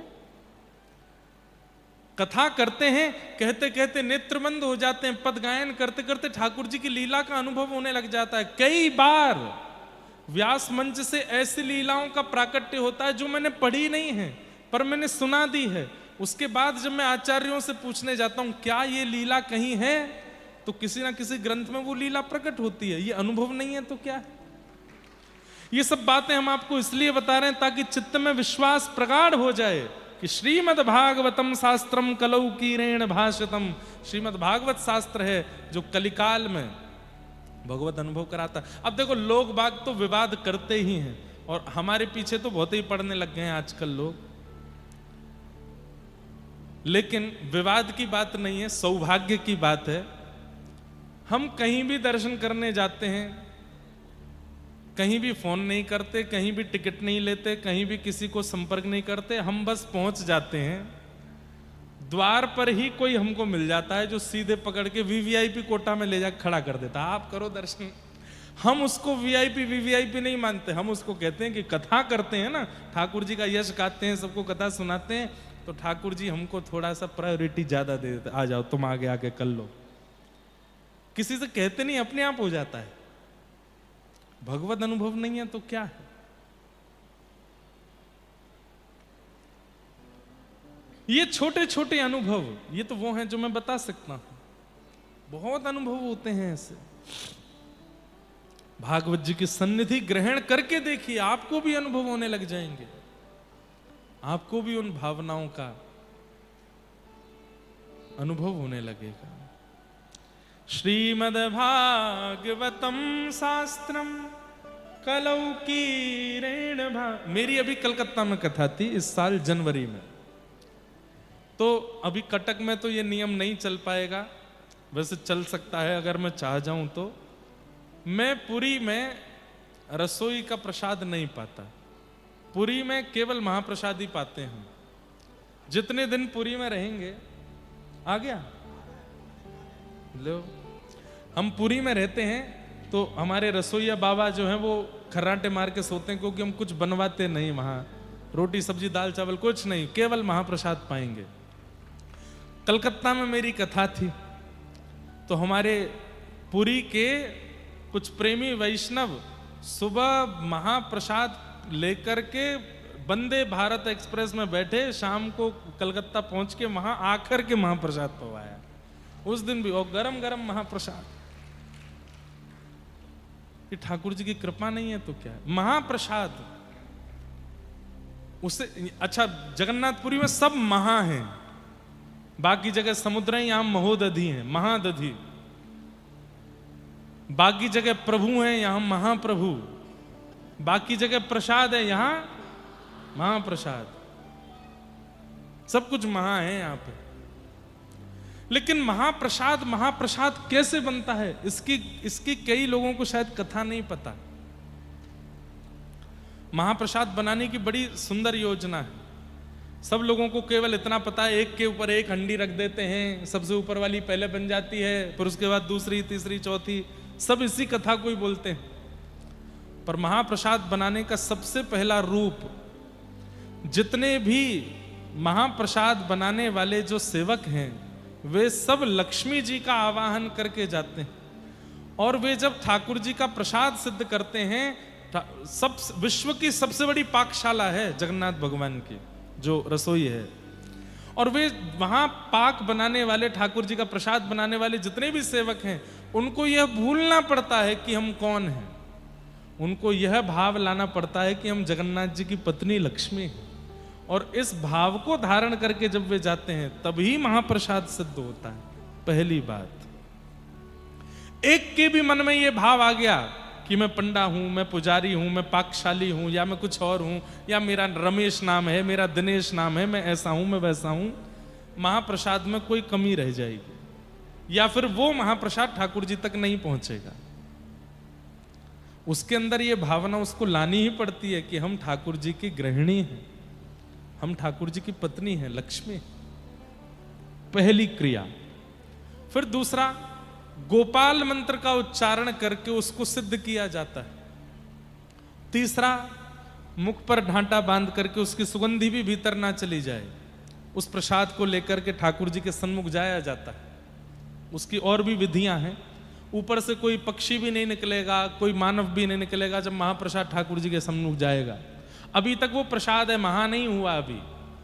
फिर ठाकुर जी के सन्मुख रखा जाता है, फिर पंचोपचार करके ठाकुर जी को भोग निवेदित किया जाता है। फिर उसके बाद में भीतर जितने भी 12 भागवतों का भोग लगाया जाता है, अंदर जितने भी मंदिर हैं सब जगह भोग पधराया जाता है। फिर बिमला देवी के सन्मुख उस प्रसाद को पधराया जाता है, और जब बिमला देवी भोग लगा लेती हैं तब उसका नाम होता है महाप्रसाद।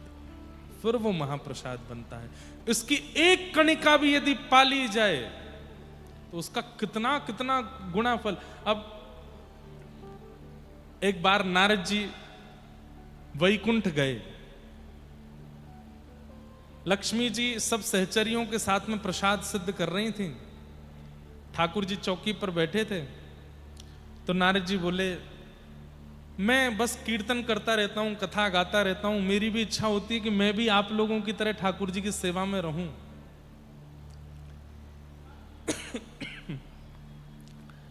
तो लक्ष्मी जी बोलती हैं कि यहां पर केवल स्त्रियों का प्रवेश है, आप भीतर नहीं आ सकते। सब सहचरियां मिलकर के प्रसाद सिद्ध करती हैं, तभी ठाकुर जी का भोग लगता है। सब लोग इधर देखो, ध्यान से सुनना। तो नारद जी बोले थोड़ी कृपा कर दीजिए ना हमारे ऊपर भी। तो लक्ष्मी जी चाह जाएं तो सब संभव है। नारद जी को सहचरी रूप प्रदान कर दिया और बोले याद रहे भीतर जाता उपद्रव मत करना। ठाकुर जी को अगर पता चल गया कि नारद जी रसोई घर में आए हैं तो प्रसाद नहीं पाएंगे, भगवान के भी अपने नियम हैं। तो नारद जी बिल्कुल सहचरियों की तरह सामग्री अमनिया कर रहे हैं, सब कुछ कर रहे हैं बढ़िया प्रेम से। ठाकुर जी प्रेम से पा रहे हैं। जैसे ही ठाकुर जी पाने लगे तो नारद जी दूर खड़े खड़े रोने लगे। कितने कितने सौभाग्यशाली हैं ये कण, श्री ठाकुर जी के अधर के पास जा रहे हैं, ठाकुर जी इनका सेवन कर रहे हैं। जैसे ही ठाकुर जी ने प्रसाद पूर्ण करके ठाकुर जी जैसे ही उठे तो लक्ष्मी जी आती हैं और उस पात्र को उठाती हैं और सब सहचरियों में वितरण करती हैं। तभी देखते हैं 33 कोटि देवताओं की लाइन लगी है, सब उस कणिका को पाना चाहते। अब ठाकुर जी तो पूरा पाते हैं, थोड़ा सा छोड़ते हैं। अब लक्ष्मी जी उसमें से बीन बीन करके सबको देती हैं, जो ठाकुर जी का बच जाए शेष प्रसाद। नारद जी ने हाथ फैलाए तो एक कणिका मिली, तो आपने कहा एक और दे दीजिए।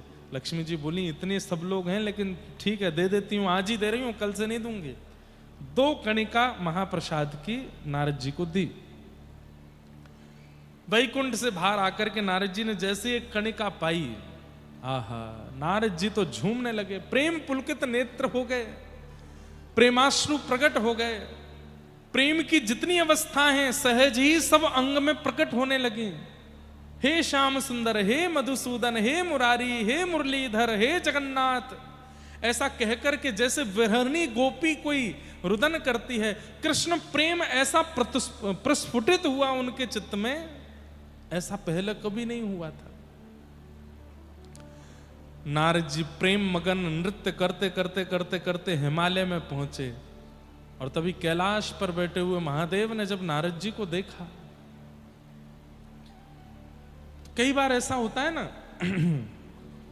किसी का रूप देख करके, किसी के वस्त्र देख करके, किसी की स्थिति देख के हमारे मन में इच्छा हो जाती है काश हम भी ऐसे होते, काश हम भी ऐसे बोलते, काश ऐसे वस्त्र हम भी पहनते, काश ऐसा नृत्य हम भी करते, काश ऐसा हम भी गाते। नारद जी को देख करके महादेव के मन में हुआ कि भाई ये जिस स्थिति में कृष्ण नाम गा रहे हैं, ऐसी स्थिति में तो मैं भी कभी नहीं आया। नारद जी के पास जाकर के नारद जी का आलिंगन किया। नारद जी तो बस प्रेमाश्रु में रोते जा रहे हैं, हे माधव, मधुसूदन, मुरारी। और प्रेम पुलकित कोई हो, कोई और उसका स्पर्श कर दे तो प्रेम घट जाता है। नारद जी का प्रेम जब शांत हुआ, महादेव बोले लाखों वर्षों से तपस्या कर रहे हैं हम, ऐसी स्थिति हमारी कभी नहीं बनी जैसी आपकी अभी बन रही थी। कैसे बनी? ऐसा क्या सुन लिया, ऐसा क्या पा लिया, या ऐसा क्या देख लिया जिससे आपकी ऐसी स्थिति, हमें भी बता दो, हम भी करेंगे। तब नारद जी ने महाप्रसाद दिखाया। बोले 2 कणिका मिले थे मुझे ठाकुर जी के उच्छिष्ट भोग के, एक तो पा लिया मैंने, एक बचा। महादेव बोले हमको भी दे दो। नारद जी बोले ठीक है आपको देता हूं। जैसे ही नारद जी ने महाप्रसाद दिया, महादेव ने पाया तो जैसी नारद जी की अवस्था वैसी महादेव की भी हो गई। प्रेम पुलकित होकर के रुदन करने लगे, जटाजूट खोल करके नृत्य करने लगे, और बस माधव, मधुसूदन, कृष्ण, मुरारी, यही नाम गाते गाते पूरे हिमालय पर नृत्य कर रहे हैं महादेव, और विरहणी गोपियों की तरह रो रहे हैं। नारद जी और महादेव दोनों को नृत्य करता विरह में विलीन देखता पार्वती जी ने जब देखा तो पार्वती जी बोली ये स्थिति कैसे बनी? तो नारद जी का तो प्रेम थोड़ा सा शांत हो चुका था। पार्वती जी को देख के नारद जी उनके पास आ गए। पार्वती जी बोली गुरुदेव ये स्थिति कैसे बनी?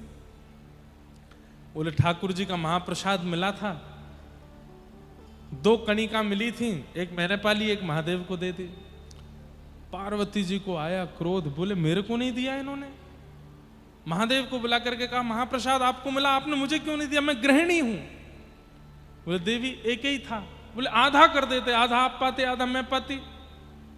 महादेव बोले ठाकुर जी का प्रसाद था, अब उसमें आधा करना बंटवारा करना ही हमको शोभा नहीं दिया, हम तो पूरा पा गए। पार्वती जी रुष्ट होकर के, गुस्सा होकर के हिमालय की ऊंची चोटी पर गई और वहां जाकर के तप में बैठ गई। 1000 वर्ष तप किया। 1000 वर्ष के तप के बाद जब ठाकुर जी प्रकट हुए शंख चक्र गदा पद्म धारण करके, पार्वती जी से कहा मां क्या बात है, क्यों तपस्या कर रही हैं, क्या चाहिए आपको? तो पार्वती जी क्या कहती हैं, मुझे महाप्रसाद दे दो। ठाकुर जी बोले 1000 वर्ष की तपस्या के बदले महाप्रसाद चाहिए आपको? कोई मेरा दर्शन मांगता है, कोई मेरा संग मांगता है, कोई वैकुंठ मांगता है, कोई मुक्ति मांगता है, कोई भक्ति मांगता है, कोई प्रेम मांगता है, कोई कुछ भी मांगे, तो महाप्रसाद कौन मांगता है? वो भी 1000 वर्ष की तपस्या के बाद। पार्वती जी बोली हमको बस महाप्रसाद ही चाहिए।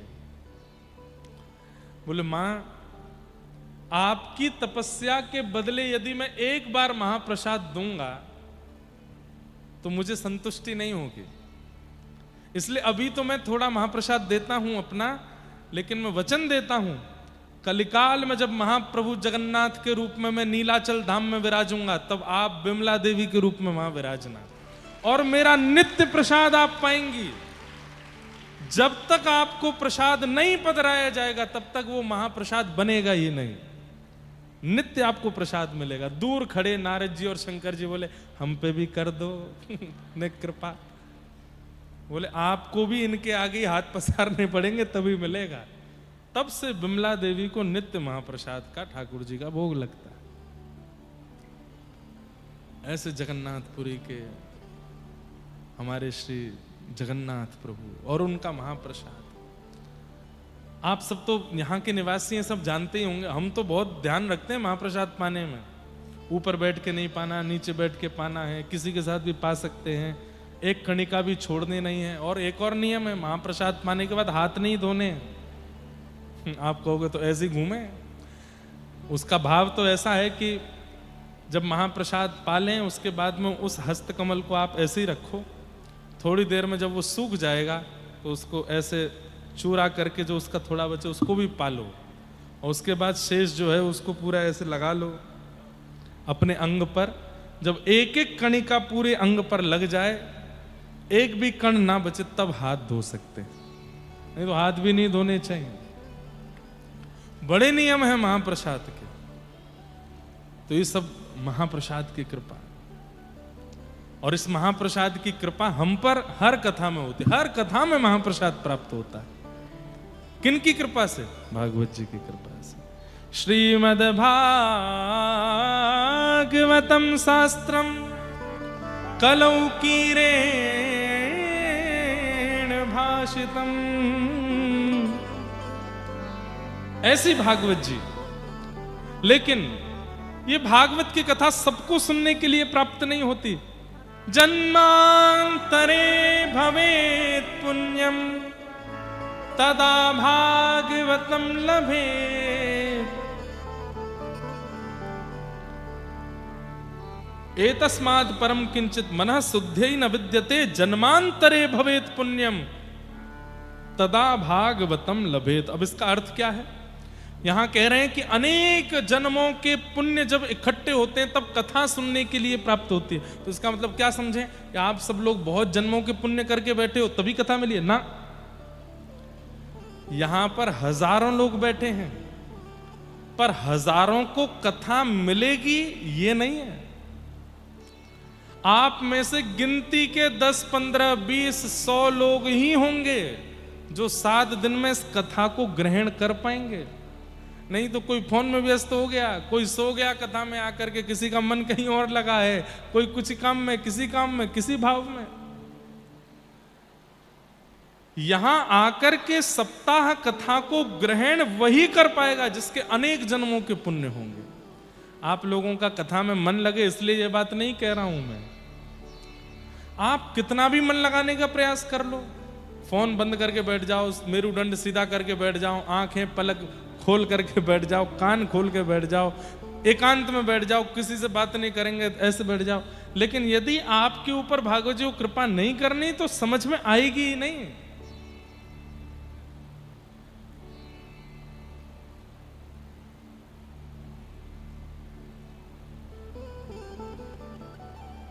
एक व्यास जी कहीं कथा करके आए राजा के यहां, लौट करके जब 7 दिन बाद अपने घर गए तो पत्नी बोली, आगे कथा कैसी रही? बोले बहुत बढ़िया, राजा रानी पूरा परिवार बैठ के कथा सुनता था। अच्छा, पोथी कहाँ है आपकी? अरे पोथी तो मैं वहीं भूल गया, जाओ लेके आओ। पंडित जी दोबारा लौट करके गए तो द्वार पर राजा की बेटी मिली। पंडित जी को देख के बोली, अरे व्यास जी आपने इतनी सुंदर कथा सुनाई कि मैं तो क्या बताऊं, मैं धन धन्य हो गई, कृतकृत्य हो गई। व्यास जी बोले, अच्छा क्या सुना तुमने कथा में? व्यास जी को लगा था कि पूरे राज परिवार को कथा समझ में आ गई है और मेरा सौभाग्य कि मैं कथा सुना पाया। तो पंडित जी को पूछने का अवसर मिल गया। बेटी से पूछा, क्या सुना तुमने कथा में? तो बेटी बोली, मैंने तो सुभद्रा जी को अपना गुरु बनाया कथा में। बोले, क्या सुना सुभद्रा जी का? बोले, सुभद्रा जी को अर्जुन प्रिय था और दोनों ने भाग करके विवाह कर लिया।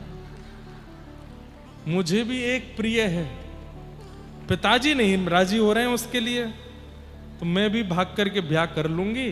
कोई बोलेगा कि तुमने पाप किया तो मैं कह दूंगी कथा में सुना था मैंने तो। व्यास जी घबरा गए। 7 दिन 4-4 घंटे की रोज की कथा में तुमने केवल यही सुना और कुछ नहीं सुना? बेटी बोली, बस मेरे लायक जो बात थी वो मैंने सुन ली, आपको प्रणाम। व्यास जी बोले, मेरी पोथी कहाँ है? मैं जल्दी पोथी लेके जाऊं यहां से। भीतर गए तो राजा का बेटा मिला। बेटा ने रोक, व्यास जी वाह वाह वाह, आपके दर्शन हो गए, क्या अद्भुत कथा सुना करके गए, मेरे सारे संशयों का समाधान आपने कर दिया। व्यास जी बोले, भाई बेटी तो बहुत खतरनाक सुन के गई कथा, तुमने कुछ अच्छा सुना होगा। तुमने क्या सुना? बोले, मैंने तो आपकी कथा में कंस को अपना गुरु बनाया। व्यास जी बोले, कंस से सीखने वाला क्या था? बोले कि कंस पूर्ण योग्य था राज्य गद्दी पर बैठने के, लेकिन दुष्ट उग्रसेन पिता उसको बैठने ही नहीं दे रहा था, तो कंस ने अपने पिता को ही कारागृह में डाल करके जबरदस्ती बैठ गया। मैं भी यही करने वाला हूं, मैं भी बस योजना बना रहा हूं आपकी आज्ञा से, कथा की कृपा से। कोई मुझसे कहेगा तो कह दूंगा मैंने कथा में सुना था, और अपने पिता को एक दिन बंदी बना करके जेल में डालूंगा और इस राज सिंहासन पर स्वयं बैठ जाऊंगा। आप ही आना मेरा राज्याभिषेक करने के लिए, आपकी कृपा से तो हुआ है। व्यास जी बोले, राजा को ये बात पता चले उससे पहले मैं पोथी लेके भागूं यहां से। और आगे गए तो राजा की पत्नी मिल गई, महारानी मिली। तो अरे पंडित जी, व्यास जी क्या अद्भुत कथा सुना करके गए थे आप। आपने क्या सुना? आपने कुछ अच्छा सुना? बोले, मैंने वो सुना जो किसी ने नहीं सुना होगा। बोले, क्या सुना जरा बताइए। मैंने तो द्रौपदी को अपना गुरु माना। क्यों? बोले, आपने एक दिन कथा में कहा था कि द्रौपदी जो है वो प्रातस्मरणीय है, प्रातः काल उठकर के 5 नारियों का स्मरण किया जाए तो जीवन उद्धार हो जाता है। उसमें एक नाम द्रौपदी का भी है, क्योंकि मेरे को लगता है द्रौपदी के 5 पति हैं। मेरा भी एक पति से मन भर गया। अब मैंने भी अपने राज में 4 पति और ढूंढ लिए हैं, इनसे भी ब्याह करूंगी। पंडित जी भागे वहां से। व्यास जी ने देखा मेरी पोथी कहां है। तब देखा तो राज सिंहासन के बगल में पोथी जी रखी थी, राजा बैठा था। व्यास जी गए, बोले, राजन मेरी पोथी दे जाइए। बोले, महाराज आपने बहुत अद्भुत कथा सुनाई। आपने अपनी कथा में एक प्रसंग सुनाया था कि भगवान श्री कृष्ण शांति दूत बन करके गए और दुर्योधन से जाकर के कहते हैं कि पंचगांव दे दो, पांडवों को युद्ध की आवश्यकता नहीं है। तो दुर्योधन ने कहा सुच्चग्रैव न दास्यामि बिना युद्धेन केशव, मैं सुई के नोक के बराबर जमीन भी बिना युद्ध के नहीं दूंगा। मुझे पता है आप पोथी के बहाने दक्षिणा लेने आए हो कथा की, पर मैं बिना युद्ध के एक फूटी कौड़ी भी नहीं दूंगा। आपको अपनी कथा की दक्षिणा चाहिए तो पहले युद्ध करो। ये मैंने दुर्योधन आपकी कथा से सीखा था। व्यास जी बोले मुझे दक्षिणा नहीं चाहिए, मेरी पोथी दो, मैं चलूं। कथा का कई बार कई लोग अनर्थ अर्थ लगा लेते हैं और उस अनर्थ के कारण अपनी सुनी हुई, तो इसका भी क्या अर्थ लगाना चाहिए कि ये उनके पुण्य नहीं थे इतने, उनका भाग्य नहीं था इतना कि वो श्रेष्ठ भाव सुन सके। वे केवल वही सुन पाए जिससे उनका अनहित होना था। इसलिए कथा में भीड़ कितनी है, कितने हजार लोग कथा सुनने आए, ये बड़ी बात नहीं है। उन हजारों में समझ में किसको आ रही है, किसके जीवन को परिवर्तित हो रही है, किसके जीवन का उद्धार कर रही है, ये विशेष बात है। तो इसलिए आप लोग सब प्रयास करो कि आपको कथा उतरे जीवन में। और कथा उतरेगी तो आपके लक्षण क्या होंगे? पहला लक्षण मौन, थोड़े शांत हो जाओगे आप, कथा उतरेगी तो। दूसरा लक्षण चिंतन प्रारंभ हो जाएगा, एकांत में रहकर के मनन करने लग जाओगे। तीसरा सृष्टि असत्य है, मिथ्या है, केवल नाथ ही परम सत्य हैं, ये स्पष्ट हो जाएगा मन में। चौथा मेरे जीवन के बहुत कम दिन बचे हैं, अब मुझे भगवत प्राप्ति का साधन करना है, इसकी चिंता प्रारंभ हो जाएगी। और पांचवा कृष्ण विरह में नेत्र सजल होने प्रारंभ हो जाएंगे। ये पंच लक्षण प्रकट होने लग जाएंगे यदि कथा आपके जीवन में आ गई तो। अब कोई जानबूझ करके करने लगे तो बात अलग है। कलयुगी जीव हैं, कहो तो शांति घूमने लग जाए, कहो तो आंखों पे कपूर लगा करके जगन्नाथपुरी की तरह घूमे कि आंसू निकल रहे हैं हमारी कथा के बाद। नहीं, प्रत्यक्ष यदि एतस्माद् परम किंचन मनः शुद्ध्यै न विद्यते जन्मांतरे भवेत् पुण्यम तदा भागवतम लभेत्।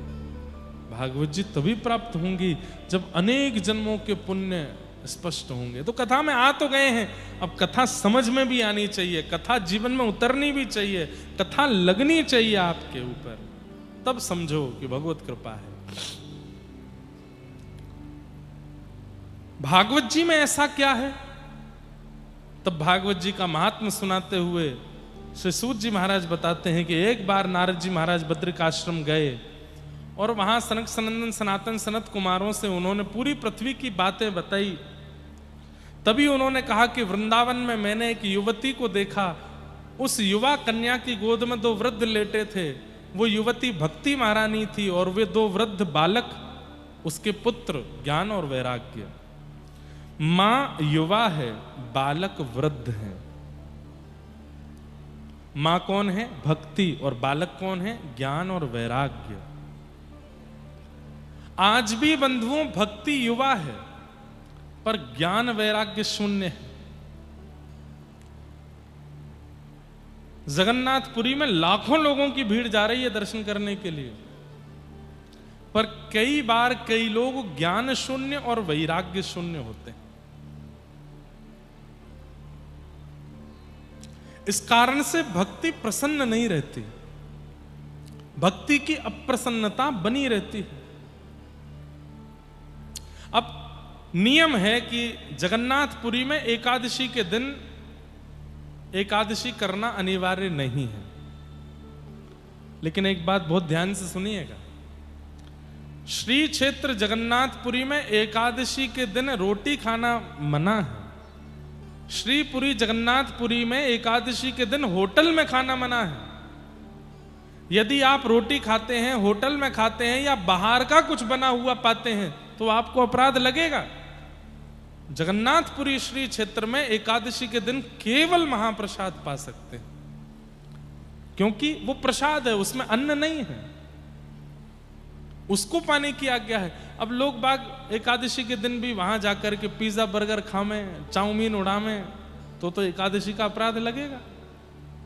प्याज लहसुन खावें तो एकादशी का अपराध लगेगा। एकादशी के दिन केवल महाप्रसाद पा सकते हैं, महाप्रसाद पाने में दोष नहीं लगेगा। बाहर यदि आप कुछ पा रहे हो होटल में, रेस्टोरेंट में, तो दोष लगेगा एकादशी के दिन भी। अब ये ज्ञान होना चाहिए, लेकिन हम लोग केवल भाव में चले जाते हैं। एकादशी तो यहां उल्टी टंगी भैया, यहां तो एकादशी करनी नहीं, कुछ भी खाओ, थूक दबा के उड़ाओ। नहीं, महाप्रसाद पाओ। और कितना पाओ? बोले आकंठ पाओ, जितने में गला भर जाओ उससे ज्यादा पाओ। एकादशी के दिन दुगना पाना चाहिए, पर महाप्रसाद। अब ये ज्ञान है, ऐसे सूक्ष्म ज्ञान, ऐसे सूक्ष्म वैराग्यवंत भाव हमारे जीवन में होने चाहिए, तभी भक्ति प्रसन्न रह सकती है। नहीं तो भक्ति होते हुए भी हम अप्रसन्न ही रहेंगे। अरे तिलक लगाने के बाद, कंठी पहनने के बाद, भगवान नाम गाने के बाद भी हम रो क्यों रहे हैं? संसार के विषाद में हम पीड़ित क्यों हो रहे हैं? क्योंकि हमारे चित्त में जो भक्ति है वो प्रसन्न नहीं है, अप्रसन्न है। और उसकी प्रसन्नता कैसे होगी? सूक्ष्म ज्ञान, सूक्ष्म वैराग्य हमारे चित्त में होना चाहिए।